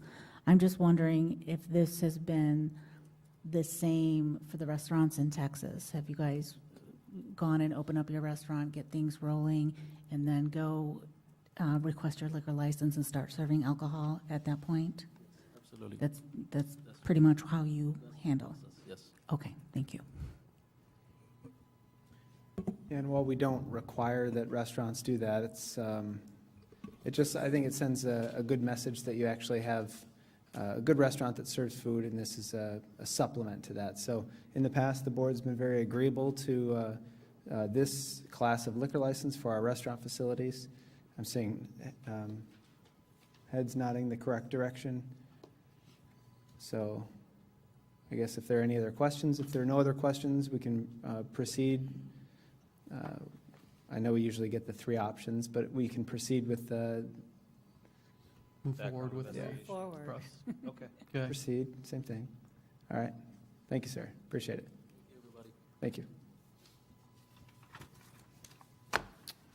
All right. So with that, we'll go back to items for separate action. Item G we left off. Doug, I just wanted to make sure you were here for that entire conversation. I apologize. I wanted to make sure that I gave this TIF my full attention. I didn't want to be distracted. All right. So with that, I'll turn it over to Mr. Zolfel to summarize the discussion, and then we'll go from there. All right, put my glasses on so I can read. I was not at the June 26th meeting, I believe, the last time it was discussed, so what I have for you here is, as a result of my talking to staff afterwards, is to basically find out what happened during that conversation. So, first item I have there, my understanding was there was a question asked as to how the new resolution would change the amount of the rebate for Butterball back into, that gets rebated back to the other taxing districts. So as you can see, under the new resolution, there'd be $4,984 and change that will be rebated back for year 1, the rebate that we already did. We'll send back an additional $49,000, almost $5,000. The year we're trying to settle now so we can send the rebate out, the year 1 amount will be increased by 3% per the new resolution, so then it would be $51.33 So for Butterball, that's the additional amounts from the old resolution to the new resolution. So there's additional funds being sent back by the actions you took back in May, which is what you were trying to do. So you can see there it's being successful. Second thing was just since we hadn't, second thing I'm trying to do is to get a decision on Michael's. Staff is recommending that improvements have been made to a level that we feel the TIF should begin retaining some of the increment. And so once you guys have come to a decision on that, then we will bring back to you the rebate for year 2, the full rebate. So the information I provided for you is just what we've given you before. So it's the EAV history for that property as well as the permits. And then with that, I believe President Brawley wanted to talk about. Yeah, just a quick question. So what are we approving tonight? It says TIF number 2 rebate approval. There's the 2 paragraphs. It's an item for discussion, so you're not actually approving. Okay. So there's no vote on this tonight, just direction. No, if we can get consensus on. Okay. So the first item there is really just an FYI. The new resolution that we passed means that 4,900 and 5,100 get rebated because we said we were going to do it retroactively. So that's really not a point of discussion for us. That's following the ordinance or the resolution. That's what we're going to do. The second item, so Chief, I did receive the letter in the mail on Friday. I did reach out to the assessor this morning. I requested a meeting. Unfortunately, he was busy during the 1 hour that I had available, so I did chat with him about the letter, specifically the parcels, to talk about his process and what he does there. What it boils down to is there's our topic and our conversation that's related to TIF, and there's his purview, which is assessing the property and doing that. That they are not necessarily tied together. We determine the mechanism for capturing some of that growth, and that's not something that he's looking to be involved with, or a process that he wants to be involved with, and said that was for the village to determine that threshold. So, I appreciate getting a letter from him. I think that's made me want to call him right away, just to chat about how it is that he assesses property, that I really don't want to get into, just because I don't know that it's pertinent exactly. So that's the conversation that I had with him today, that he's certainly not requesting that we do it a different way. Said that's really up based on your resolution and our TIF and what we would like to do in that regard.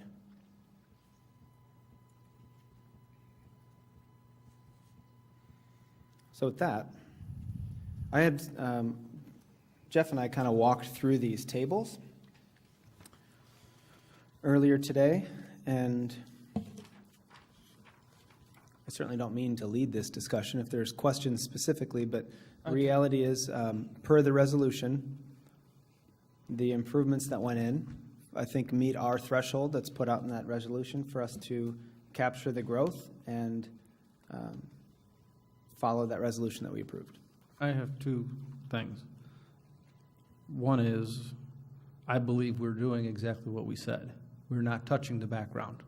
We're now leaving that, by freezing it, we're leaving that and moving forward onto these two properties that were improved by our threshold. Secondly, I feel that we should be paying some form of penalty/interest for the fact that it's taken us 2 years to fix this 2014 issue.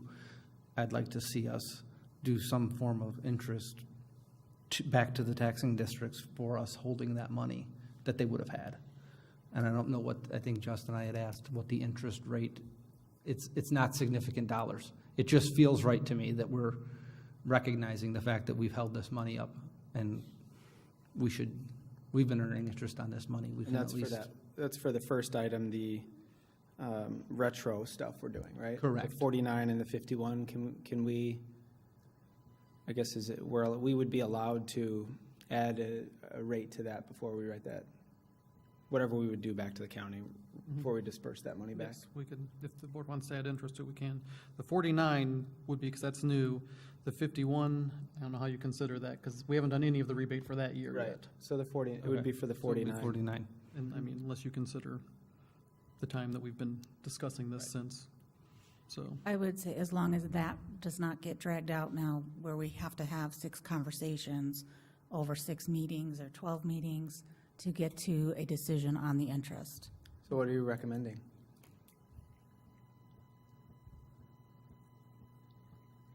Justin, do you have a recommendation I just on don't a want it rate? to be dragged out. That's. Yeah, no, I'm totally with you, and if Justin throws out a logical number, I think I'll agree to it. So the interest rate that we've been getting on the money that's in the bank is roughly 20 basis points. If you take $5,000 times 0.2%, it's a total of $9.97. So. I told you, it just feels No. right. And I didn't think it was a lot of I'm supportive money. of that. It's everybody. Okay. Sure. We'll use our current rate that we're Perfect. receiving. I agree with the interest. As I've stated in previous meetings, I disagree with 3%. I feel it should be higher, but. And that's was the overruled. background Yeah. Number that I That's think what's we in the put in the resolution resolution. that you Got it. approved. Okay. All right, related, so any other, Doug, you said you had 2 questions. One was the interest, and the other one was that I feel like we are doing what we said. Got it. We are freezing it, so we're not gathering any of the background. These 2 properties in question were improved by our threshold, laid out in the resolution, so I don't feel like we're touching that background. I think the way we had calculated this was incorrect. Chief called us out on it, pointed it out, and we're now taking corrective action and fixed it. But these 2 properties meet the threshold, in my opinion, of being frozen. Right, under the old resolution, we wouldn't have been redebating anything on either of these, and you guys corrected that with the new resolution, and now Correct. there will continue to be rebate on them, even if the TIF But keeps a portion of it. if I remember correctly, the question was what year is Michael's being taken out, correct? Well, and again, when I got this, that's why I had asked for that permits when they were issued, when the dates were, and if you look at the dates the permits were issued, the date of the assessment, to me, these meet the threshold for that. Those dates coincide and jive to me that we did it in the appropriate time frame.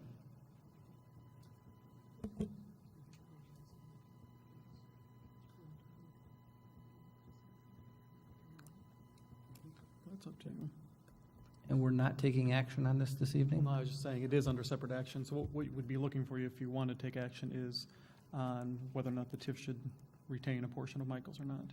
Oh, okay. Because if you guys make that decision, then we can calculate the rebate. You can calculate the rest of the rebate. We know if it's all being rebated or if the TIF's keeping a portion. Mhm. Then Okay. we can calculate it. So yes, we are looking for action if you're ready for it. Help me understand this real quick. On the Michael's portion for 2015, if the dates that they were sent to the assessors, the permits, for example, in 2017, am I paying 2017 taxes? Or I paid 2018? We're paying 2016. Am I thinking it the wrong way? I'm paying 2016? I pay taxes all the time, so. So I'm paying 2016 taxes in 2017. So if these building permits were sent to the assessor in 2015, that is when they were paying 2014 taxes, is that correct? Right, but we're talking about the 2015 levy year, which would be that's where it gets confusing with Yeah, the calendar levy year and the levy tax year. Justin, can you walk us through, let's say, so if you're looking at these, the third page, so a permit was the middle one. The middle permit was issued on July 2nd of 2015. We sent it to the assessor on August 5th of 2015. That stays at the assessor's office, really doesn't do, I don't know what he does with it, until, and what his clock stops and starts on January 1st. And that's when he, I don't know, makes or publishes the new assessment. So he assesses the property, and then what happens from there? So it's January 1st of 2016. What's the process between then and actually paying taxes? So the village board, as well as the board from the other taxing districts, typically in December of 15, would have passed the tax levy. And so that tax levy gets filed with the county. The township assessors provide the county assessor the information in terms of assessing their particular township. And then there's an opportunity for the county assessor to put an equalizer between different counties. There's also an equalizer at the state level. So once the county assessor has all that information, he would share that with the county clerk's office. The county clerk's office goes through and extends the taxes. They take all the levies. They take the value of the property that was given to them by the township assessor, and they extend the taxes, whereby that's where we come up with the amount of money that, you know, the village or the school district or whomever would get. That's typically towards the middle to end of March. It takes a little bit of time to calculate all those bills, and then typically in May, the tax bill will come out to your individual address. So that's kind of the whole process. Gotcha. And so in May of 16, per this example, is when you would get the tax bill, and it's one portion, one payment's due around right then, and one is Around due. June, one around September. And then, so after September, everybody will have paid their taxes for 2015. Yes. Okay. So when we talk about levy year 14, it's the March of 15, and levy year 15, it's March of 16. is the real dates. Correct. Okay. Because it appears that it's like a year early, but the reality is it's not. It's the language. Okay. What's the reassessments that they send out now, that the clerk's office sends out now? I mean, I just got mine, my own neighbor got theirs. Tom will be back to his 208 real quick. Everybody got 13 to 15% in downtown. Now, So that'll be part of your bill next year then. next year. And by the way, he did say he has a stack of people that called his office Did he? about that. Yeah, I he's calling imagine. people back. So that's That's what the they value do that at your this property's time, gonna be. that's what they do at this time of the year, and getting ready for January. Yeah, Okay. So that's the value that your house is going to be taxed on. Yeah, I figured that, I already see that in the paper and all that, I just, okay. All right. Any other questions for staff or clarifications? I have a comment. I was trying to get all of my information together for this discussion tonight, and the one thing I did not bring with me was the latest approval that we did for the resolution. But I know when we were talking about it, I had said I wanted us to be able to take information from the assessor's office and use that as part of our tools to figure out what was going to be included and what would be excluded. And I don't think that these letters should be dismissed. I think we need to take this into account because this person is the expert. This is the person who does this. None of us do this. We get our tax bills, or, we talk with Justin. I mean, obviously Justin understands it, but this is our expert. So I don't want to dismiss these letters that he's included, and I think that we have to take this under consideration when we're looking at these. Yeah, absolutely. And it's, that's why I called him today. And in the conversation, it really, he kind of clarified that it seems to be somewhat like apples to oranges, where we're determining a threshold on which we keep it, which we've set in a resolution as there's been development at the property. And if it meets that threshold, staff brings it to the board and recommends that, and then we can say yes or no on it. And so you have that option with this one. Regardless of because it's pretty clear he does a bulk assessment of an entire area. He says he gets tons and tons and tons of building permits, and it doesn't sound like he gets out to every one of those sites, and so they do a bulk assessment. So they're not, from what it sounds like, assessing every specific property by visiting it based on a building permit that they got.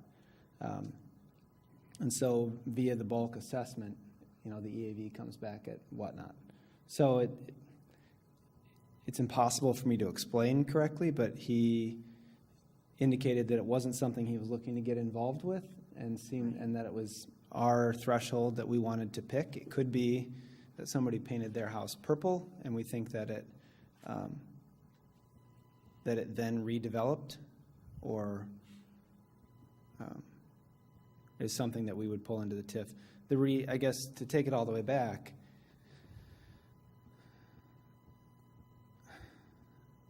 we don't want to do anything to take growth away or even recovery growth from any district. And so we're doing the best that we can actually write in an ordinance, and we're still looking at them on a case-by-case. Chief? I can clarify that for you. You're exactly right, Mayor. Yeah. He does the assessment, and what you guys do here is totally your own business based on that resolution. He is just telling you in those letters that his assessments of property increases based on those two properties had nothing to do with building permits. Because he doesn't look at building permits, based on your conversation. Yeah, he said that, well, see, and that's the thing. I told him, I said, well, you don't want to be involved, but you're going to be the bulk of the conversation. And you know what? You had your 10 minutes to speak today, so I do appreciate it, but I don't want to get into a back and forth. I want the board to deliberate. If you guys have a specific question for the chief, want to invite him up, that's fine, but I don't want to get into a back and forth argument on it. Everybody in this room wants to settle this tonight, one way or the other. So I believe we're living up to the intent of what we wanted to do, but that's the board's call on it. And, you know, the letter that we got from the fire chief indicates that we're skewing numbers, and forgot the wording on it, and I left it on my desk. False assertions, confusing figures. By the mayor and staff. And so I do take exception to that because I'm working towards a solution on this and read the same packet of information that all of you read. And I just wanted the board to be aware of my mindset on this. So I'll defer to the board further on the conversation, but it's the pleasure of the board what we do with the Michaels property.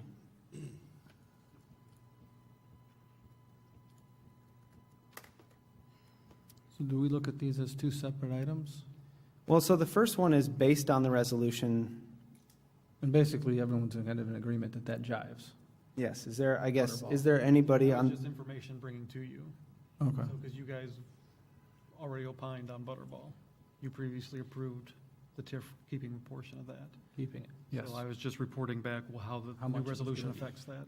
And like I said, the only thing I disagree with there is the percent. That's the background growth of Correct. The 3%. 3%. Okay, got it. So that one we're not really discussing. Michaels, how does the board feel on Michaels? I'm in. It stays in the TIF.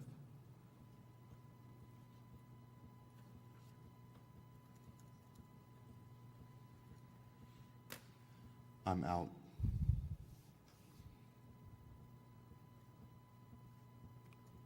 Can you elaborate on that? I mean, we've been going back and forth in this for forever, and I still have a really difficult time. The date,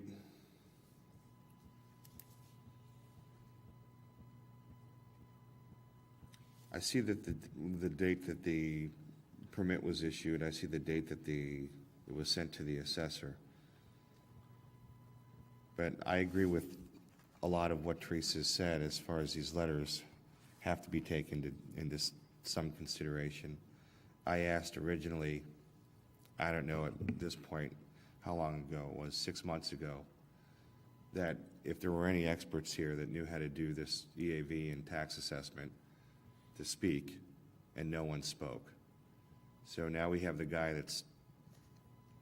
it's his job to do that, and he's giving this letter. And for now, I say it's out. Well, yeah, if it's out forever. We're not looking at it again next year. He indicated that he didn't look at the improvements that were put on the site. Like, it's not that he looked at them and decided that that didn't increase the AV. He did a bulk assessment of the area and sales of property to increase the AV.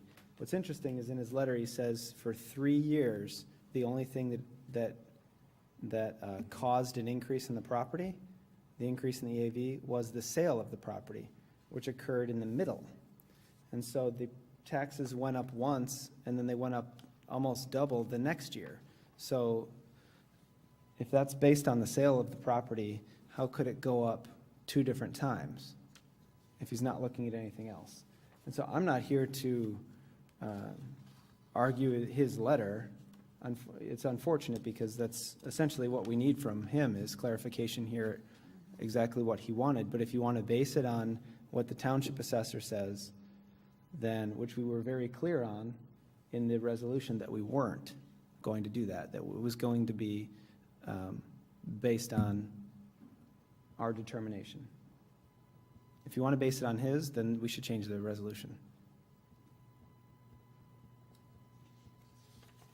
Well, I think we discussed that originally, basing that possibly on the assessors, and I think I voiced support for that when I brought that up as far as who's the expert here as far as the EAV and increase. At that time, a majority of the other board members didn't feel that way, if I remember correctly. Correct, because of exactly what Matt's conversation was. The assessor has zero interest in getting into our dirty laundry down here. He doesn't want to get involved in it. And again, he doesn't look at every building permit. He's got hundreds of thousands of properties he's looking at, so he doesn't look at every permit. He looks at sale prices and says, okay, it went up. We're going to raise the EAV. My taxes went up $900 on my house. I haven't done anything. And I haven't sold my house, but it went up. So again, I think that we wrote the resolution with our threshold of the building permits, and which at the time, everything is very sound. It's a very logical process of how to do it.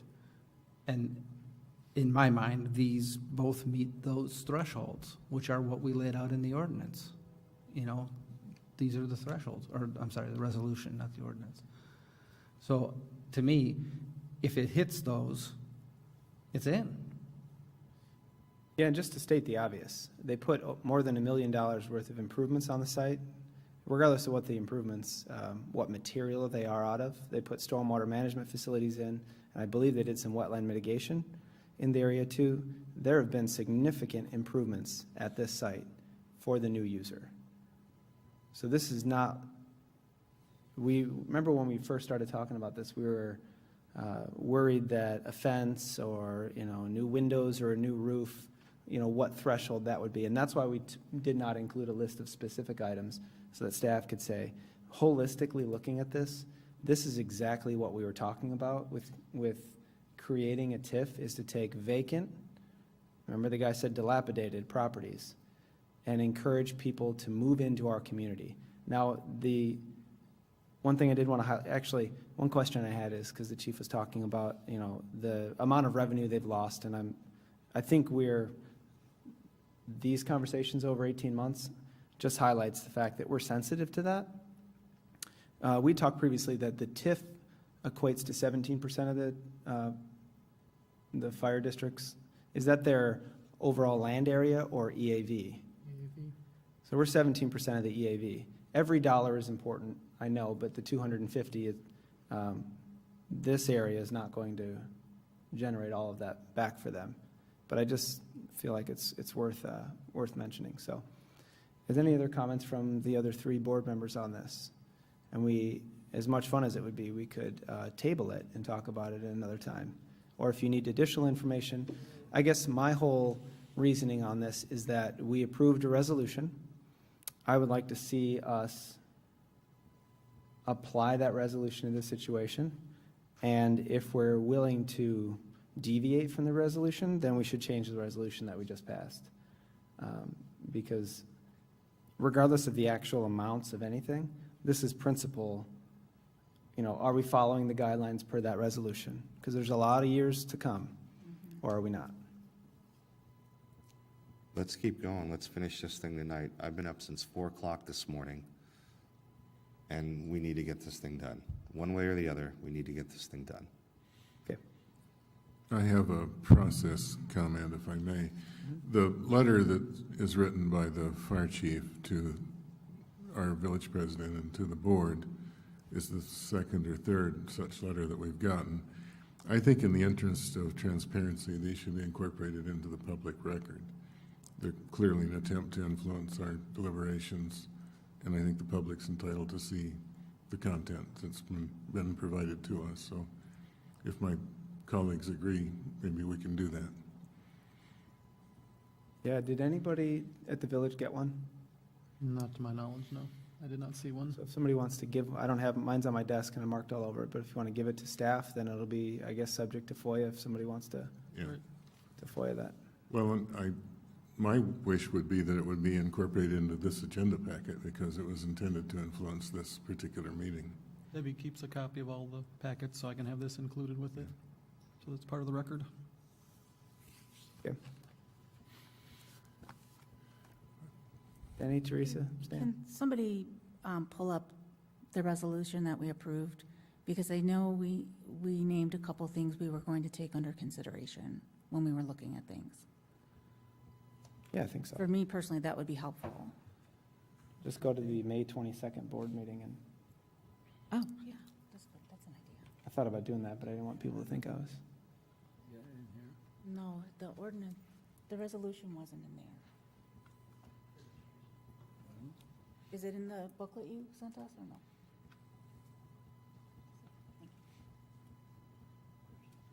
Yeah, my internet doesn't work. I don't know where it's at, though.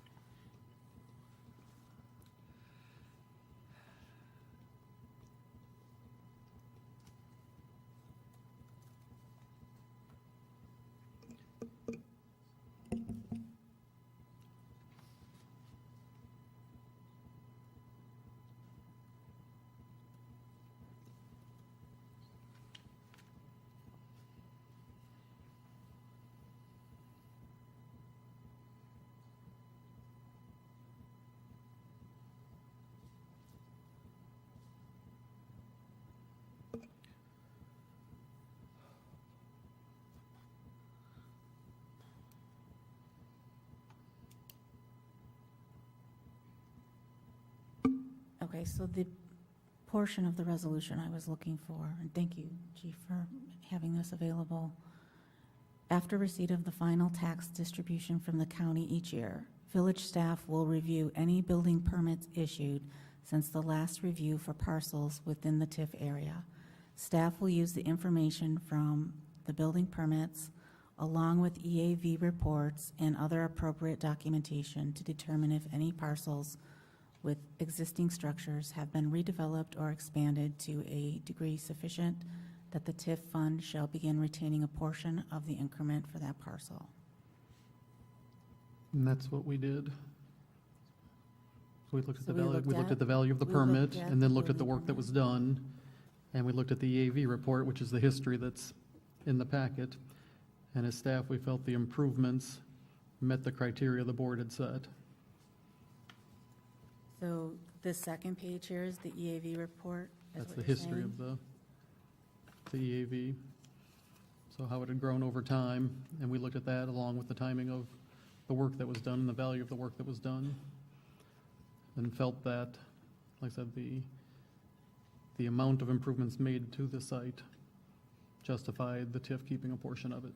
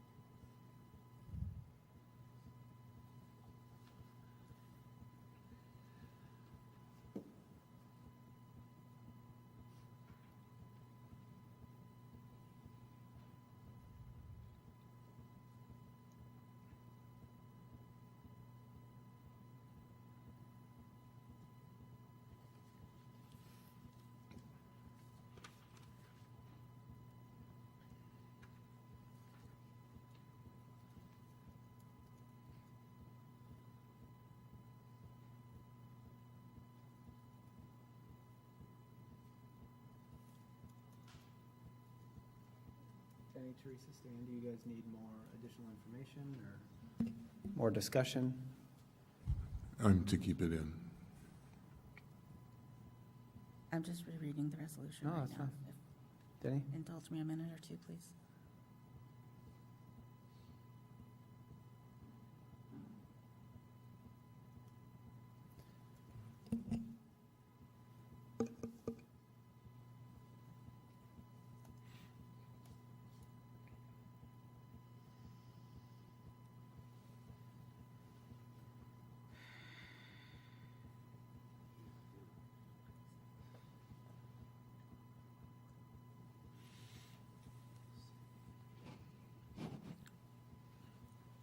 Okay, there's a 14th and 15th there, right? 2014, 2015. The new one's coming up again in November? correct? Yeah, No? the new I mean, EAV? We'll file a new levy in December, and then like in January, it'll, Right, but when do we get the 2017 EAV for this? Is that what you're asking? Right. we'll get that after the end of the calendar year. Oh, really? Yeah. That's the March one. And this number, the 513359, will increase by 3%. Correct. Automatically. That's Correct. gonna go up by 3%. Yes. So there's no new levy, because the levy doesn't affect this. This is the background. Right, for Butterball, it's gonna go up 3% a year, Every year. no matter what. And that's based off of the value prior to it being frozen. Mhm. Correct. And which is a proposal for the same thing with Michael's. It'll get frozen, and then they'll get the background every year plus 3%. Correct. In other words, from now on, we're gonna pay them on time. And has there been any rules set, like most TIFs, on who could draw into the TIF money and what's it used for, and officers, or don't they do it that way, or Should be in your TIF ordinance. Yeah, we have, in the TIF ordinance?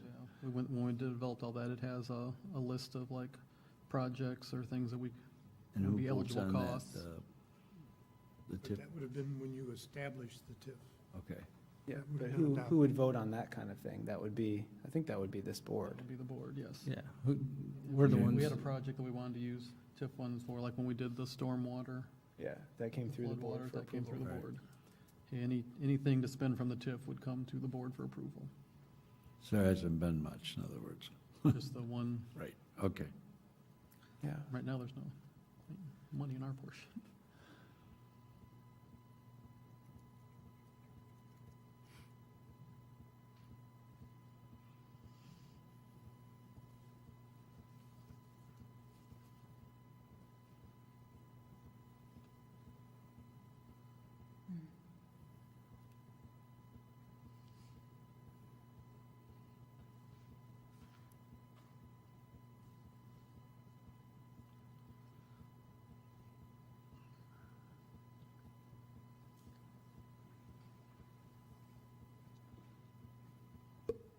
I guess to frame it a different way, it does,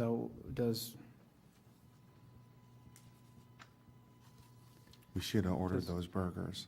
yeah, does 1.1 or $1.2 million of exterior improvements on the site meet our threshold to keep it, to retain the growth in the TIF, or does it not? I think that's as simple as I can. I mean, to me, it's less about the, I don't know. Does that meet our intent? Mr. And I'm looking at the paragraph right above what I had just read.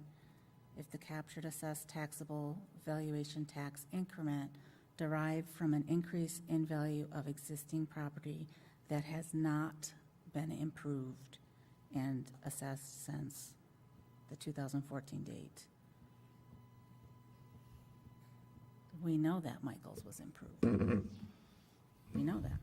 I mean, just on, from what I know, in my day job, if somebody were to mitigate X square feet of wetlands on their site, you've improved the value of that property, regardless of whether or not the, who looks at that and knows that, you have definitely improved the redevelopment potential and the resale value of that property. Prior to the Michael's improvements, that was a dilapidated building. I mean, the paint was peeling, the garage doors were broken, the site looked horrible. It didn't have the driveways, it didn't have the backlot, it didn't have the fencing, the wetlands, the retention pond on it. It absolutely met the criteria for being a TIF property. And now look at it, it's a beautiful building on one of our main corridors. And again, it's meeting the threshold of what we put into that resolution. Yeah.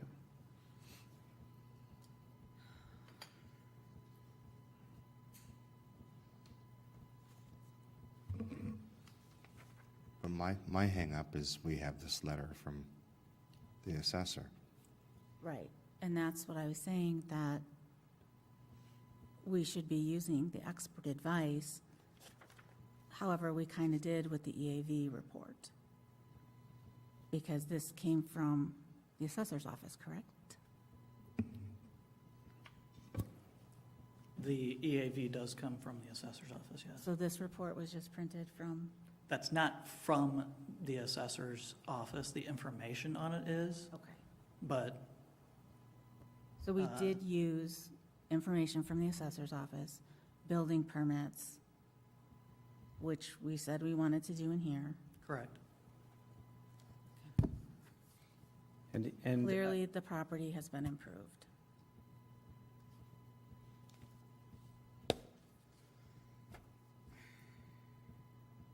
I don't want to twist your words.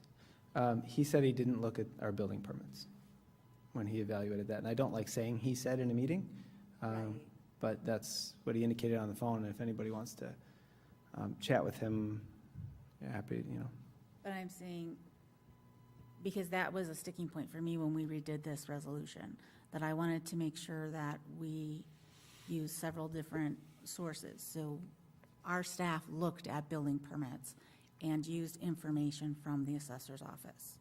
That's why I was asking about this EAV report. I get it now.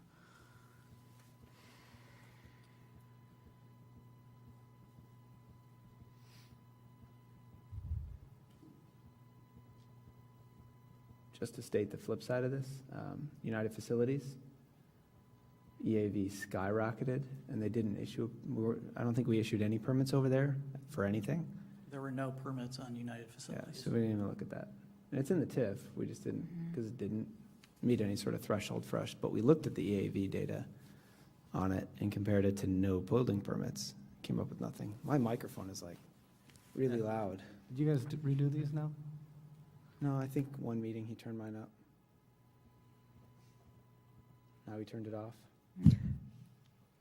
So the point that you were trying to make is, when we applied the new resolution to the TIF district, many properties went up in value, but we didn't pull them or didn't freeze them because they didn't meet the threshold of building permits, improvements, so on down the line. Because United Facilities would have been a lot more money, but it didn't meet any of the criteria that we've laid out in that resolution. Michael's does clearly meet it with all of the improvements and the condition the building had been in.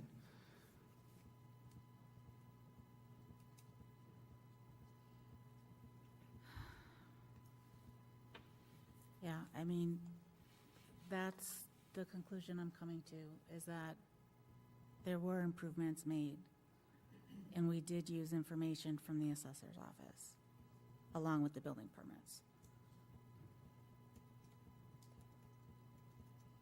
Which means then we are, it's not, I'm confusing myself now. That's okay. So then we are withholding that from the rebate. Because we're saying the improvements caused the increase in assessed value. Yeah, the increased, I guess, taxes would then go into the TIF bucket as opposed to the rebate bucket. The value of the property as it sat prior to the improvements is frozen, and they get that. The taxing bodies get that. It's only the value that it went up because of the improvements that we collect. That's where we're not interested in the background. We only want the growth.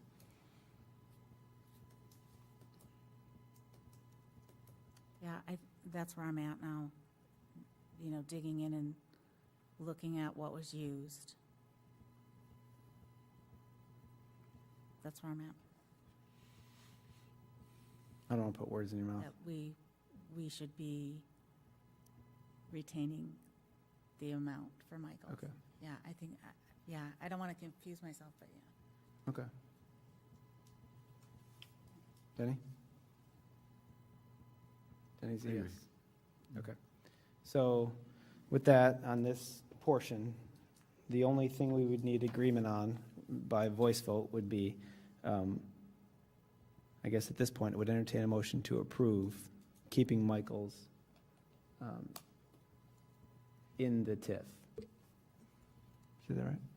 Motion to approve the Michaels property being retained in the TIF. Second. Any discussion? The old taxes will still go. Correct. And it will be And it would increased. increase 3% a year. Just like this, all right. Okay. Any more discussion? No. All right, thank you. Call the roll, please. Trustee Marisak? Yes. Trustee Bond? Yes. Trustee Spurling? Yes. Trustee Lee? Yes. And Trustee Youngerman? No. All right, motion carries 4-1. Thank you all, I appreciate it.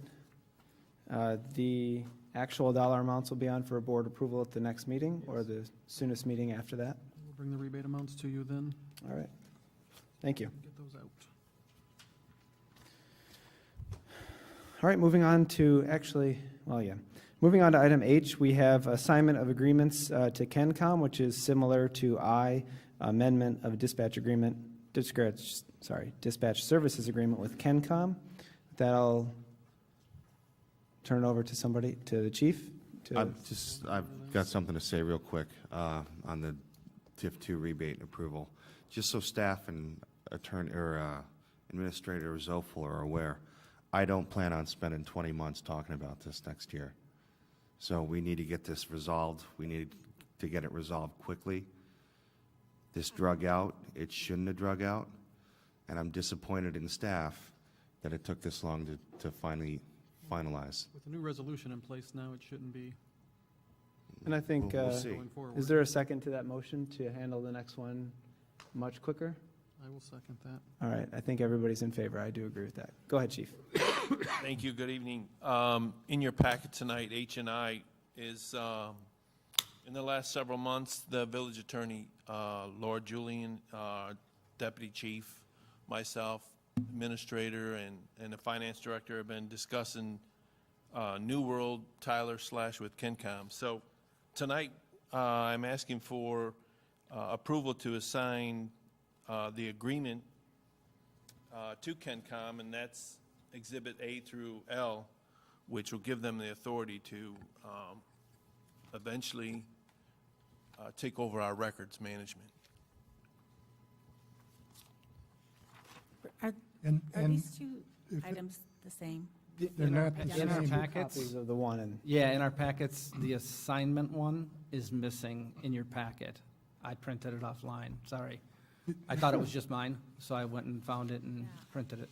And it might be good to comment that they're coordinated, so that there is the record keeping, there is the dispatch, and that you have, I believe tonight, 2 components of the 3, assignment for them to maintain the records, assuming they acquire the compatible software, and the amendment to the agreement so that the 2 can run for the same term, and then they're still waiting on a finalized intergovernmental agreement that would, I think, adjust the fee schedule to be more compatible with the other participating municipalities. That's correct. Thank you. and very confusing, isn't it? No. Yes. I want to commend staff on the fact that, because when I heard about this, and this was a 10-year agreement. Can I read it? That the 10-year agreement, and we only had 2 years left on our dispatch service one, so it was showed a lot of forethought to pull that agreement and renegotiate it so that they ran concurrent to each other, because otherwise the price of poker on the 2-year agreement goes up in year 3. And the action you take tonight is contingent upon the finalization of the intergovernmental agreement. Yeah. So if that doesn't happen, then this all just falls to the wayside. So basically, we're trying to let KenCom take over our dispatch software, our New World software, because they are getting that for them, because it'll save us money if we join them instead of paying the maintenance costs on our own. As part of that, we have to amend our original dispatch agreement with them so that it runs with the same term as the maintenance agreement on the software, as Doug said, so that we don't get a spot where we're no longer being dispatched by them, but we're still paying them maintenance on the software. So the first agreement you have basically says it's our intention to move our maintenance over to KenCom for the New World systems. The second one is amending our dispatch agreement to tie them together. Now, there's a third agreement that will set forth a lot of the things with New World, our costs versus the other entities there. That's the part we're still working on, and if we can work that out successfully, we'll bring that back and it'll all be tied up. If we cannot work that out, then these two won't go into effect. So, Just a quick question for the chief, if I may. sir. I know originally when we went to KenCom, there were all sorts of problems, I guess is to put it nicely, as far as the dispatch services, as far as dead spots and dead coverage throughout the village. Have those been fixed? Do we still have any issues like that at all? No, we, sporadically, we might have an issue depending on the weather or the condition, but no, everything's been pretty much worked out. Okay, thank you. What do we pay comparing to the other towns? Before we first got into this, we were way up here, and the Yorkville and Oswego was down here, and we weren't even close to them. And supposedly ours was gonna go down. What's everybody paying right now? Well, that, we do pay more because we are a contractual participant in KenCom, so we'll never equal what the sheriff or Oswego, Yorkville, or Plano pay. Right now, we pay approximately 65,000 a year, and I know they're under 200,000. But that's because they founded it and started it. That's correct. Yeah, they're like I said, we're a contractual participant, and they're from the day one in 1991.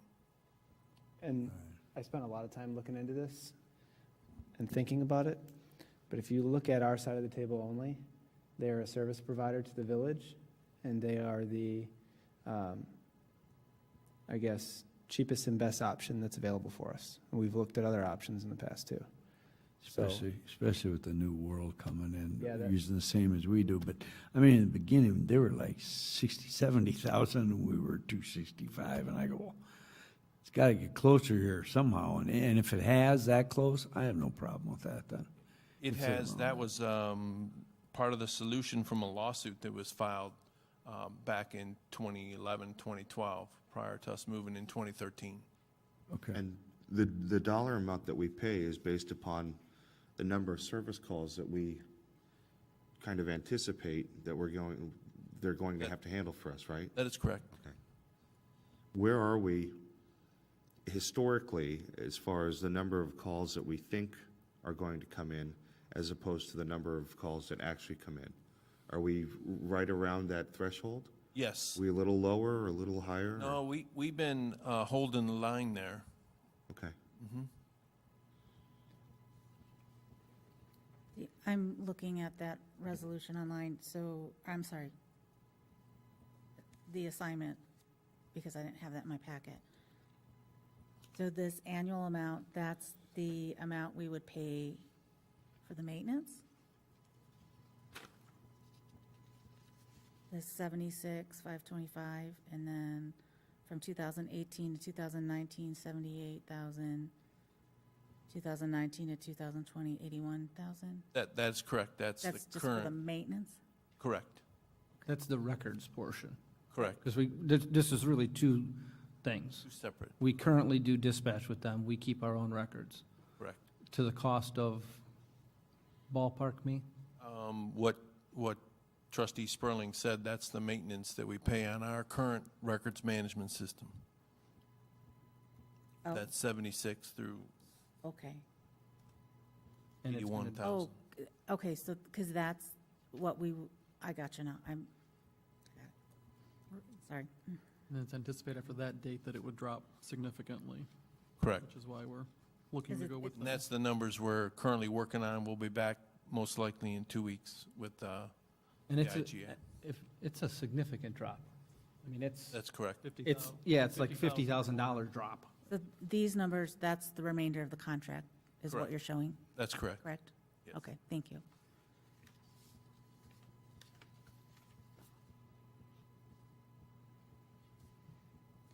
And this has a 4% cap in it, correct?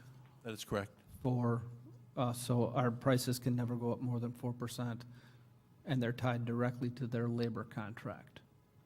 Correct. So if they give a 2% raise to all their people, then our services go up 2%. If they gave 4, we would go up 4. But if they gave 5, we would go up 4. Capped out. We discussed with them, that's the largest cost to them is the labor, so. Yeah, it's pretty much their only, it's got to be 90%. So, If I could just, I just want to reply to Denny. Your questions are good in that, when we first started, we felt kind of we were an outside contracted agency. They are a service provider, but with the new IGA, which is the third part of this, which we're waiting on, that makes us, that will be uniform with all agencies within KenCom. So the record management software agreement will be the same for all the entities, Yorkville, Oswego, the sheriff, and us included, so that we are an equal entity with the rest of them. So that's what we're working on, and that's what we've been diligently fighting to get. So that's where we're at, and hopefully in 2 weeks that'll be continued. We went to the executive board session to ensure they understood our commitment, but also that we feel we're an equal partner with KenCom. So Will we have a membership on their board or not yet? the operations board, not the executive board. I see. If memory serves, because I did ask about this a couple of times, that will never happen, because that board is made up of the founding members. That is correct. I think of it differently than I used to, like what was the IPBC that we just joined? We didn't ask for a seat on their board. They're a service provider. Wasn't my first option, but Are we looking for a motion, or? yes. Yes, sir. I move to approve. Sorry, moved in second. Is everybody comfortable? I don't think anybody had one of them in their packet. I just read it online. Okay. Based on the Red discussion, dots. everybody works, and none of them kick in until we approve the third one, so. That's correct. But this shows our intent to move forward with this, which I think they'll appreciate. I appreciate the partnership with them, and both entities, us and KenCom, and everybody trying to look at ways to reduce costs. So appreciate the hard work on this, and if there's no further discussion, entertain a motion for approval. Stan So moved. moved and Steve seconded. Second. And that's on the assignment. Steve already seconded. Yes. Item 1. That's the assignment of the agreements. Go ahead. Okay. Trustee Bond? Yes. Trustee Spurling? Yes. Trustee Lee? Yes. Trustee Youngerman? Yes. And Trustee Marisak? Yes. All right, that carries 5-0. And then item I, amendment of dispatch services agreement with KenCom. Motion to approve? Second. Discussion? Call the roll? Trustee Marisak? Yes. Trustee Bond? Yes. Trustee Spurling? Yes. Trustee Lee? Yes. Trustee Youngerman? Yay. It carries 5-0. Moving on to item J, we have Resolution 2017-006, authorizing the execution of an intergovernmental agreement between the Village of Montgomery and the Community Unit School District Number 308 for reciprocal reporting. Thank you again. Resolution 2017-006, I'm asking for the execution of an IGA between the village and School District 308. They approached us a few months ago, and we're talking about reciprocal reporting on students that live in town and vice versa. So tonight in your packet, there's Exhibit 1 and Exhibit A, and then also the resolution that would be passed and signed by the mayor. What this does is it encourages and increases the communication amongst the Oswego School District and the police department. Awesome. And just as a supplemental note, these types of agreements are specifically authorized by statute. And so we currently don't have an agreement like this with Oswego or any of our other 5 school districts? That is correct. This will be the first. Okay. And is this more formalizing the sharing of information? Because I suspect and hope that we were kind of doing that anyway. Yes. Okay. That's a 100% accurate. Okay. And are we looking, I guess, if Oswego is the one that proposed this, I guess if any, are any of the other school districts doing something similar, or is this something we need to approach the other ones on, or is this really because Oswego asked for it? Yeah, this is, we were talking to Val from Oswego, so it's pretty much theirs. Okay. What schools do we protect? I know Nicholson, because it's right here, but what else? In SD 308, we have Lakewood Creek Right. Elementary. And then we also have McDowell and Canelan, and then we have Krug and Aurora East, and then we have Nicholson and Aurora West. But this would be more than that. It would also be for students of any other Oswego schools that live in Montgomery. So the high school kids in my neighborhood. school and Several grade schools, Covered. depending on what Correct. school they go Junior to. high kids. Typically, you see these agreements effective for the high school students. Mhm. I mean, they're the types of criminal activity that are subject to the reciprocal reporting are usually not engaged in by the elementary staff, students. We hope.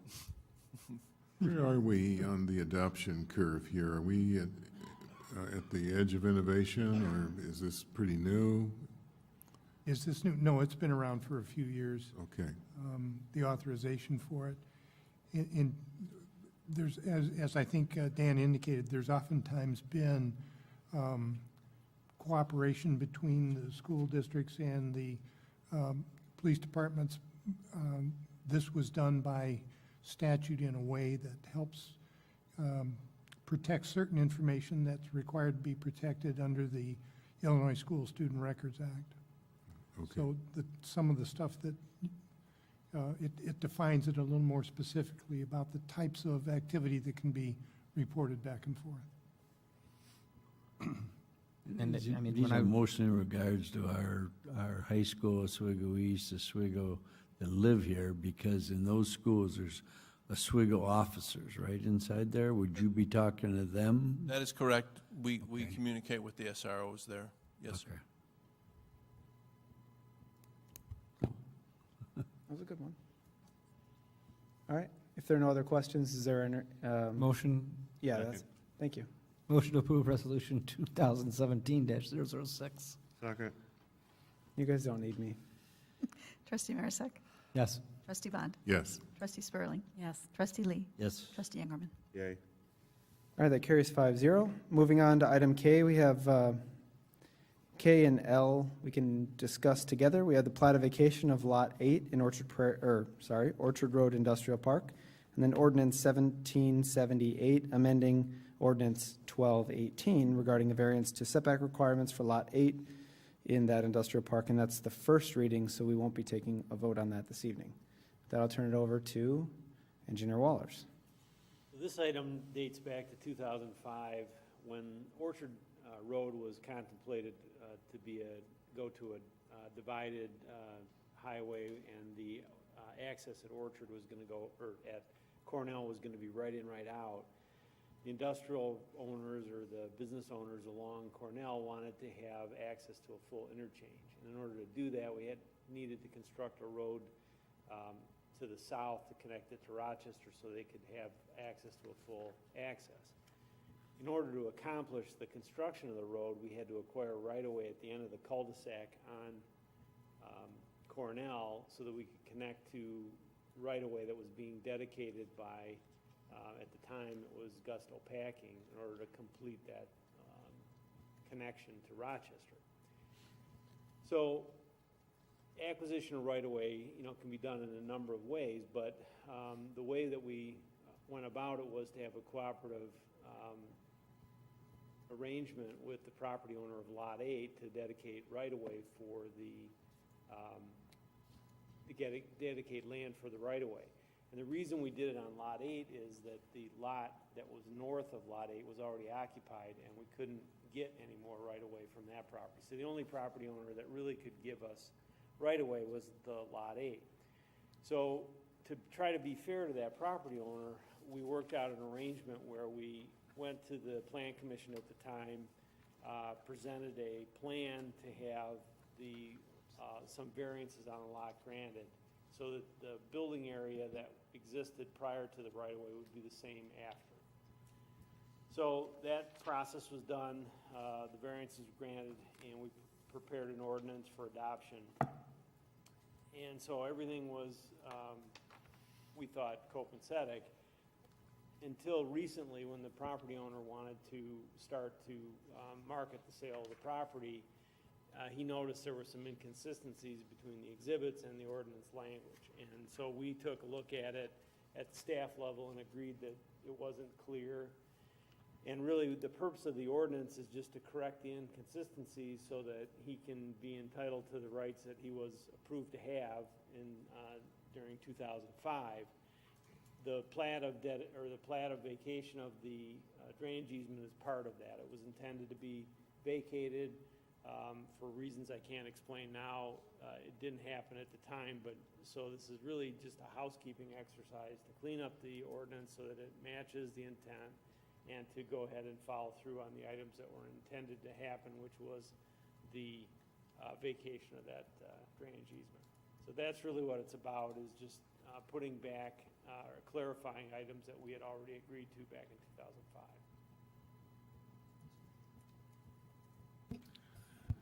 Any questions, comments? Consent? Well, we can approve the first one now. Plat of vacation. Is that a motion? So moved. Second? Call the roll. Trustee Youngerman. Yay. Trustee Marisak. Yes. Trustee Bond. Yes. Trustee Spurling. Yes. Trustee Lee. Yes.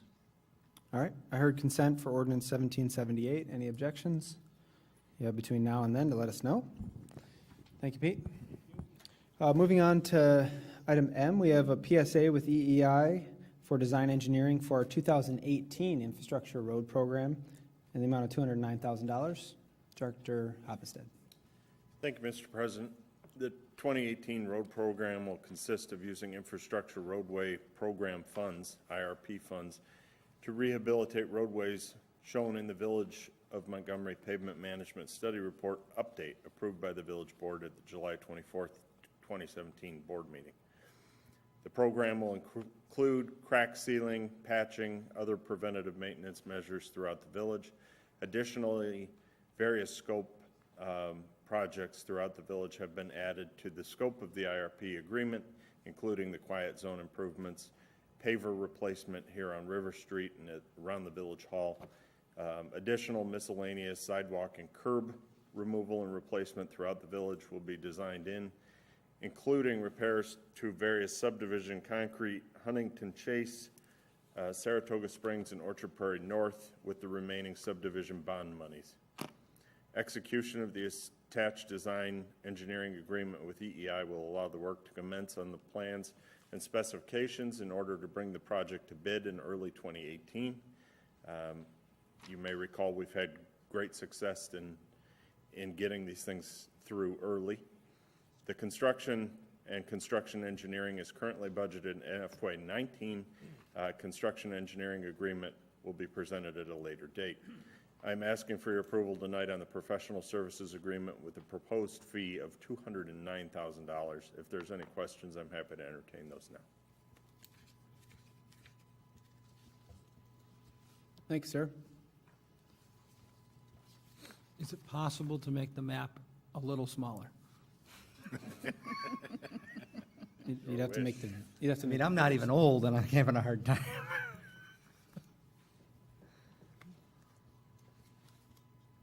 All right. If there are no comments, entertain a motion for approval. Motion to approve? Second. Call the roll, please. Trustee Bond. Yes. Trustee Spurling. Yes. Trustee Lee. Yes. Trustee Youngerman. Yes. And Trustee Marisak. Yes. All right, and that carries 5-0. Moving on, items for discussion. Item C, we have a new residential construction fee rebate program. Director Young. Thank you, Mr. President. Tonight, we wanted to bring forward a discussion on the reinstatement of a program that the village had in place in 2012 to 2014, whereas for new residential construction, there would be a $2,000 rebate on the normal building permit fee schedule imposed for new construction.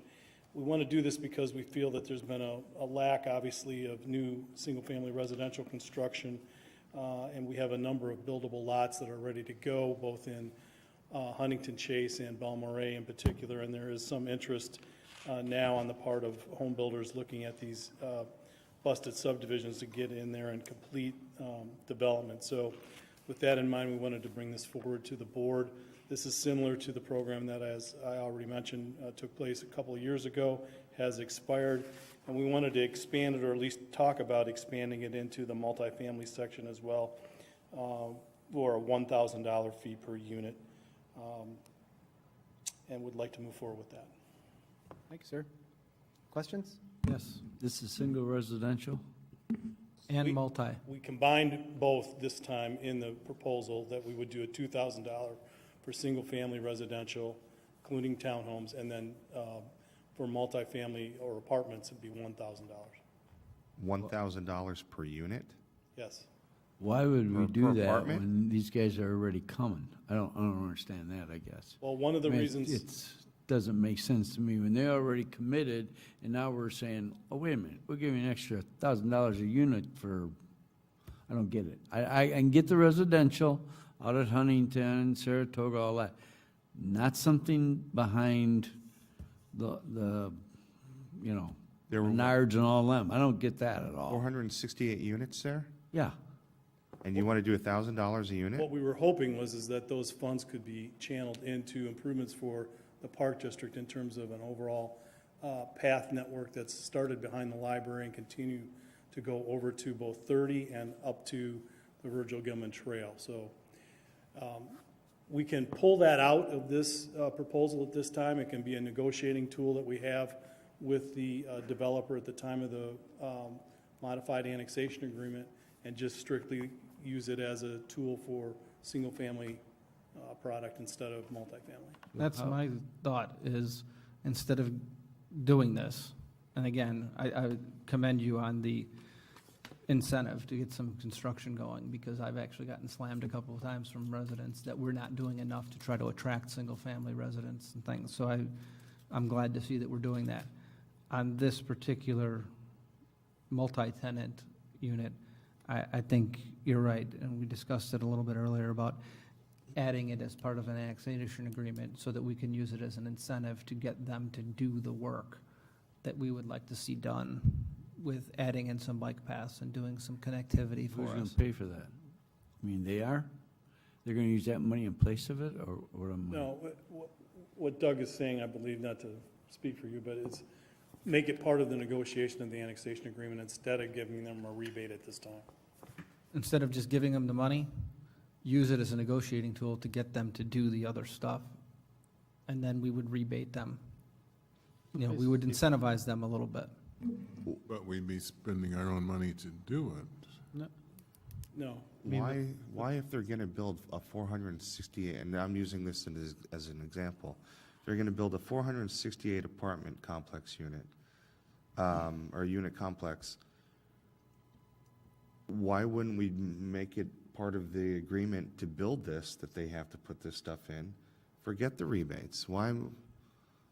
I don't get it. Well, one of the reasons is that there is only a limited amount of land cash that comes with the apartments, because it doesn't generate the same population as a single-family subdivision. When we look at the proposal that they've presented in terms of 468 units on a land cash basis for the Park District, it's about $78,000. That doesn't go very far in terms of an overall pass system. What kind of, So that's because it's based on land area. Land cash, the land cash. Land stuff? cash is based on population equivalent, Okay. based on the number of units, and each individual unit has a population calculation that goes with it. Oh, because they're probably 1.5. Overall, they're about Per 1.5 unit, yeah. versus a single-family home, which is going to be 3+. Mhm, I So get that's the difference. And our equivalent is based on $88,000 an acre, and it's a formula that you get to based on the number of acres needed for population. I get you.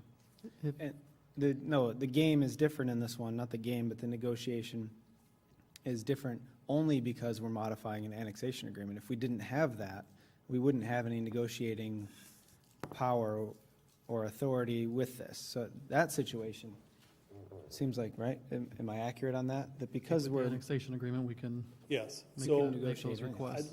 I guess I'm saying I'd like to modify our proposal in terms of just strictly making it a single-family situation and leave out the multifamily portion I was at going this to say, time. make this easier to move it along. It sounds like the board is good with the residential, with the single-family portion. So we'll do that as we work through the apartments, through negotiations. If we feel there's something we want to bring to you to say, we'd like to offer this to get them to do that, that'll come back separate from this. We would do this just the $2,000 for a single family, as we've done in the past. I thought we were still doing it. Well, it was a 2-year program that expired in 2014, and we haven't We renewed it. haven't been doing it. Didn't we talk about extending it once?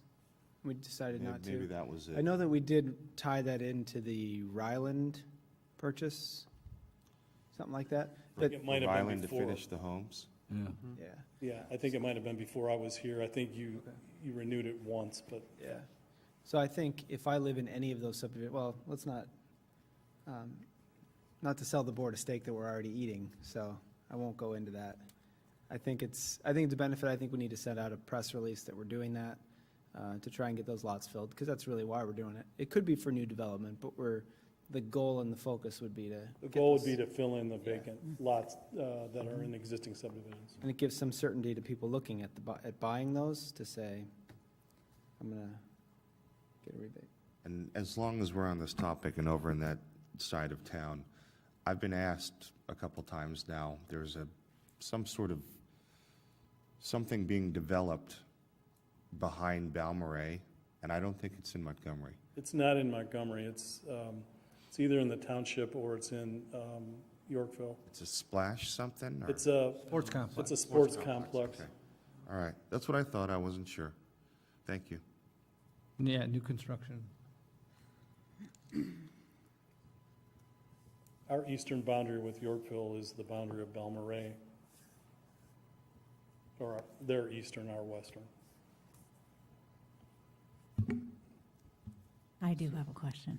Do we want to amend this in the form of an emotion This is just an item This for is just or discussion. discussion? So Okay. we'll take the comments to remove the multifamily portion and make those changes. Go ahead, Teresa. Thanks. So my question is regarding the dates, the time frame, and it really is going off what we were just discussing, because we know that there's interest for that multifamily, for example. So how do we, like, how does a developer become eligible for this? Is it because they've submitted plans during this time frame, or they're going to start construction during this time frame? How? They would receive the benefit at the time of application of building permit and issuance of a building permit during that time frame. So that's why it was set up. The September 15th is set up because it would be after your next meeting and hopefully approval. That time frame could change if for some reason the board does not approve this, obviously, and at the next meeting, then it would have to be pushed. So it would be anyone who has already expressed interest to come in but has not Anybody submitted. who's, once you approve it, if you approve it, if it's for 2 years from whatever date you approve it, anybody that comes in for a permit during that time, when they're issued the building permit, they would get the reduction on the permit, Okay. on their fees. Thank you. So whether they were already here or come in new, anybody that comes in for a permit. Okay, thank you. All right. If there are any other questions currently, or? Would it, I'm just thinking out loud, but would it make sense to do something like this for a substantial remodel or expansion of existing house? I think the point is that we're trying to encourage new construction for the vacant lots that are in the, what I continue to refer to as busted subdivisions. So I would say no. I would think that we'd want to keep it just a new construction to try to stimulate the use of those lots that are already developed. All right. We'll see this on a future meeting for approval. Thank you, Rich. All right, moving on to item D. For discussion, we have Montgomery Development Fund Program. Rich? Thank you. Again, this is a program that we talked about a few months ago, and we've tweaked it significantly. We've had some input from SHAR and the MEDC. And again, to summarize, this is taking the funds that we already had for the revolving loan fund and putting it into a two-part program. 1/3 of the funds that are available would go to what we call a forgivable loan program for small businesses to do projects such as painting, window and door replacement, restoration of historic architectural details on a structure, signage, and landscaping. The maximum amount of this loan would be for $10,000, and you could use it on fixed assets, equipment, construction of sewer and water lines, and that type of program. But you'd have to be in business for 3 years after the loan had been granted. If you were not and the business closed, then there would be some form of a rebate back to the village on the loan amount. The larger portion of the fund, or 2/3 of the available funding, would go to a low-interest loan program for bigger projects, which would include major construction, site preparation, clearing and demolition, again, purchase of equipment or machinery, and construction of other site improvements or building improvements to an existing structure or even a new structure. This would require that the business stay in the village for 5 years. There would be, there is no specific limit, although we would be limited because of the amount of funds that we have obviously in the program. So we'd be looking at reasonable loans in terms of helping businesses either establish in the village or expand in the village. For both of these programs, we would anticipate setting up a new committee that would include 5 members, which would be from the business community, the banking community. We would recommend that we have a representative from the Montgomery Economic Development Board on a committee, as well as from the village board itself. So I know I've kind of gone through this rather quickly. There's a complete packet, obviously, in your packet that outlines the application process. I think that there's a nice addition to this, which is constantly a question of, or had been a question when we looked at a revolving loan application. What is the process? How do the steps work? And in your packets, you'll see on page 3 of this item, it takes you through the process and the steps, which I think is very helpful to the applicant, and frankly, it's helpful to the committee as they review these loans. And then the application form themselves. So we'd like to bring this back rather quickly because we already have some folks that have businesses in town that would like to expand and do some new work. So any comments? Again, we've tweaked the language to meet some of the concerns that the board, or some of the questions that the board had the last time we brought it forward. There's some uses that it would not apply to. If you had a adult business or I think it was a car wash, or certain businesses were excluded from the type of business that the loan could apply for. Question, and I've heard this over the years, low-interest loan program. What's the driving force behind the interest rate? Where does that get derived from? It would be 3/4 of prime. Okay. Thank you. Did I miss that? It's on page 1 of the low-interest loan program guidelines. Sorry about that. No problem. I thought I saw a reference to a map that would show eligible areas. That is correct, and that map's still being developed, so it's not been a part of this presentation. So I apologize for that. I do have another question, and you can please chime in, Pete. The recouping of the funds, so businesses needs to be here for 3 years. We give them a $10,000 loan to do some signage. Year 2, they go out of business. How is it that we propose we're going to recoup our money from a business that's failed? Unless we get a personal loan letter? You obviously have a variety of options, but you know, if somebody declares bankruptcy, there's not a whole lot you can do with respect to that. What we did with the CDAP loans, which is kind of the predecessor to this program, we took not only a mortgage on the property, the real estate, we also took security interest in the equipment, filed UCC filings. Theoretically, you can have personal guarantees.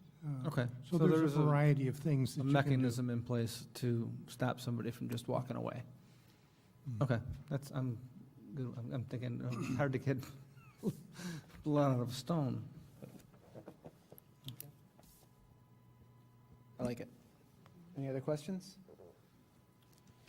All right, if there's any member of the board that would like to serve on that, please raise your hand, or you can also email me or Rich.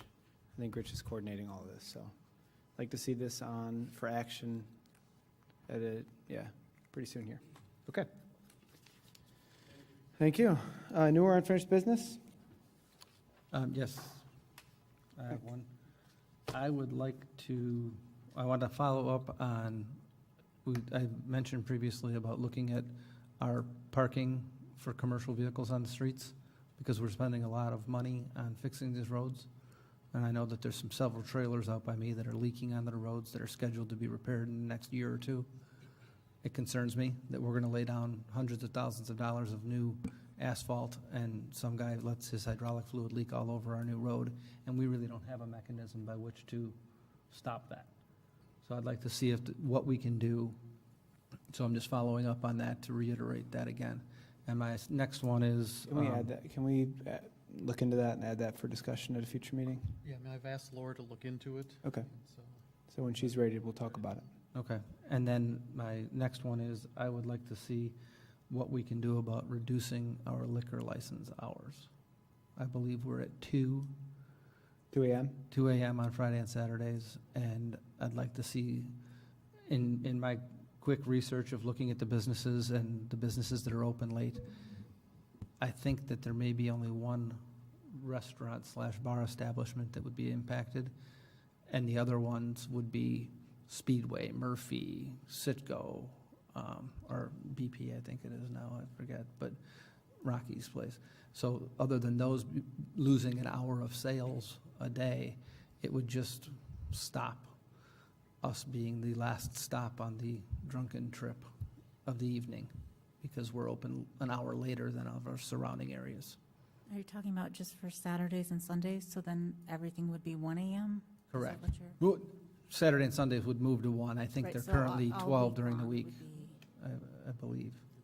No, Friday and Saturdays till 2 a.m. Correct, but during the week, is it? It's 1 a.m. It's 1? 1 a.m. Oh, all right, I would like to see those move to 12 and 2 move to 1. Okay. That's what I would like to see. Yeah, can we add this for discussion in a future meeting? And just take a look at all of our not people that are not adjacent to us, but just Aurora, Oswego, and Yorkville and Sugar Grove, I guess, to see what those are. I get the point and see merit in looking at that. Anything else? I have an item, and I'll just mention it briefly, and we'll talk about it at a future meeting. I brought it up before, crosswalks and the painting or clarification or what I drove around yesterday trying to get my daughter to sleep because she didn't want to sleep. Drove by Lakewood Creek, and right now I'm primarily concerned about the arterials being Lakewood Creek and around Lakewood Creek School, around McDowell, Briarcliff, those sorts of things. There are some where there are crosswalks that are painted. There are some where there's nothing. We need to have some sort of standard for if it's an arterial, it's this type of cross-section. If it's next to a school, it's this type of cross-section. Right now, we don't have, it's kind of wishy-washy as you drive all the way around the village. And I'm hearing from parents, and especially with the boundary changes to the schools, and we've got a lot of school kids walking to schools, And even Lakewood Creek, on Lakewood Creek Drive, there's only 3 crosswalks that are marked on Lakewood Creek Drive. Correct, by design. But they're still difficult to see. The ones over by McDowell, I don't believe those were hadn't even been recently painted. So we've got some catching up to do. Lakewood Creek moved theirs, we moved them prior to your existence, Todd. They were moved because the school moved crossing guard positions, so they didn't want, and then I actually went back and argued to the opposite point, is that's great during school hours, but on Saturday and Sunday, kids are riding to the park and they're crossing here. We need this one marked. They didn't want it marked because it wasn't a crossing for the school. But there's people there telling kids they can't cross. But on Saturday and Sunday, my kids are going to that park, we need it marked.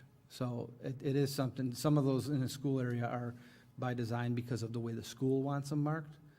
But again, I fought to get it marked because of Saturday and Sundays when their school's not in session, or summer, and so on and so forth. So I think I'd support looking into, especially around the schools, because I know we did some signage and things. Who pays for the painting, Todd?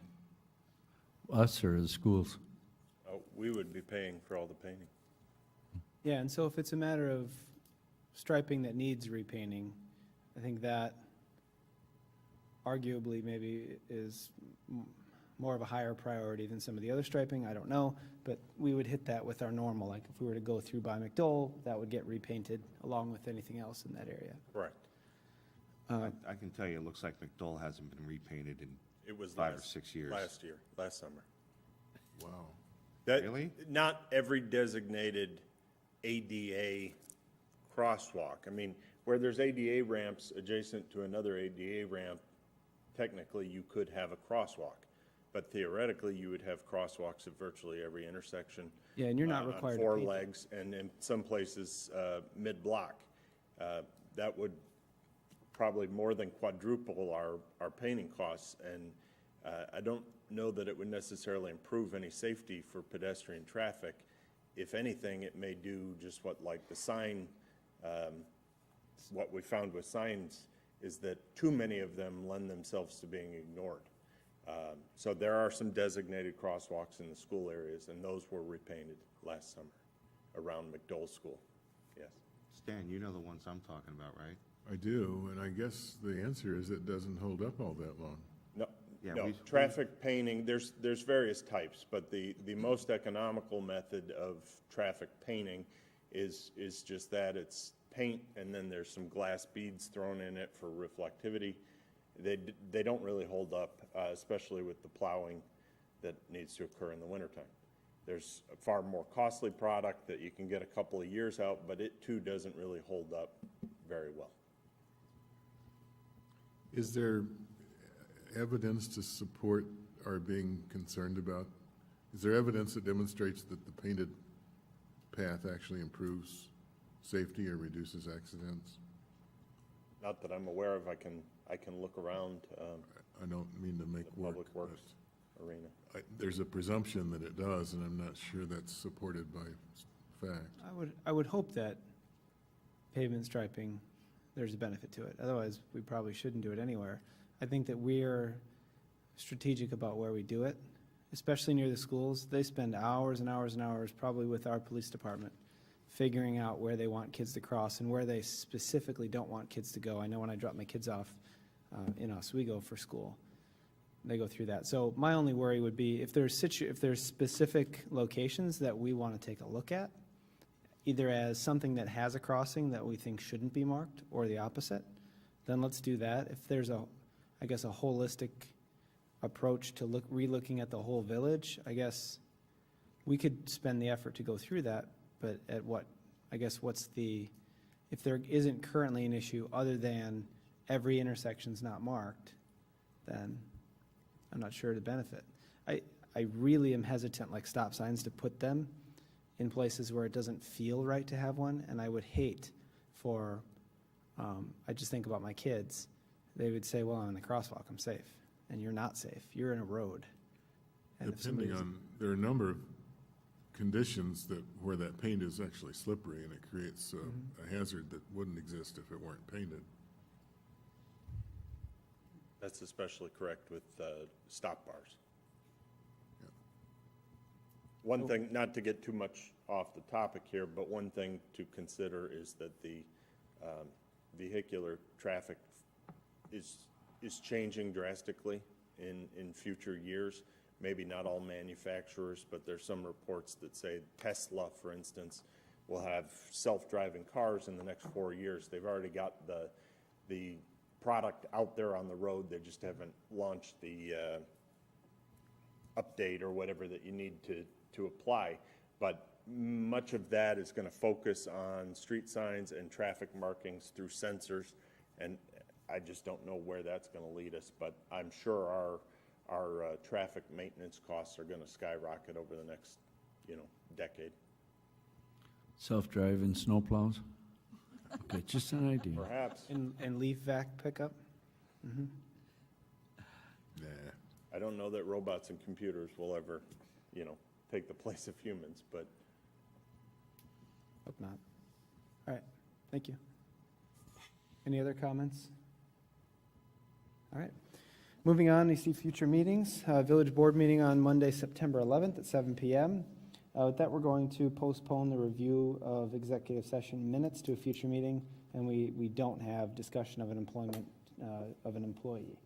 So with that, we have no item for separate action to report on, and I will entertain a motion to adjourn.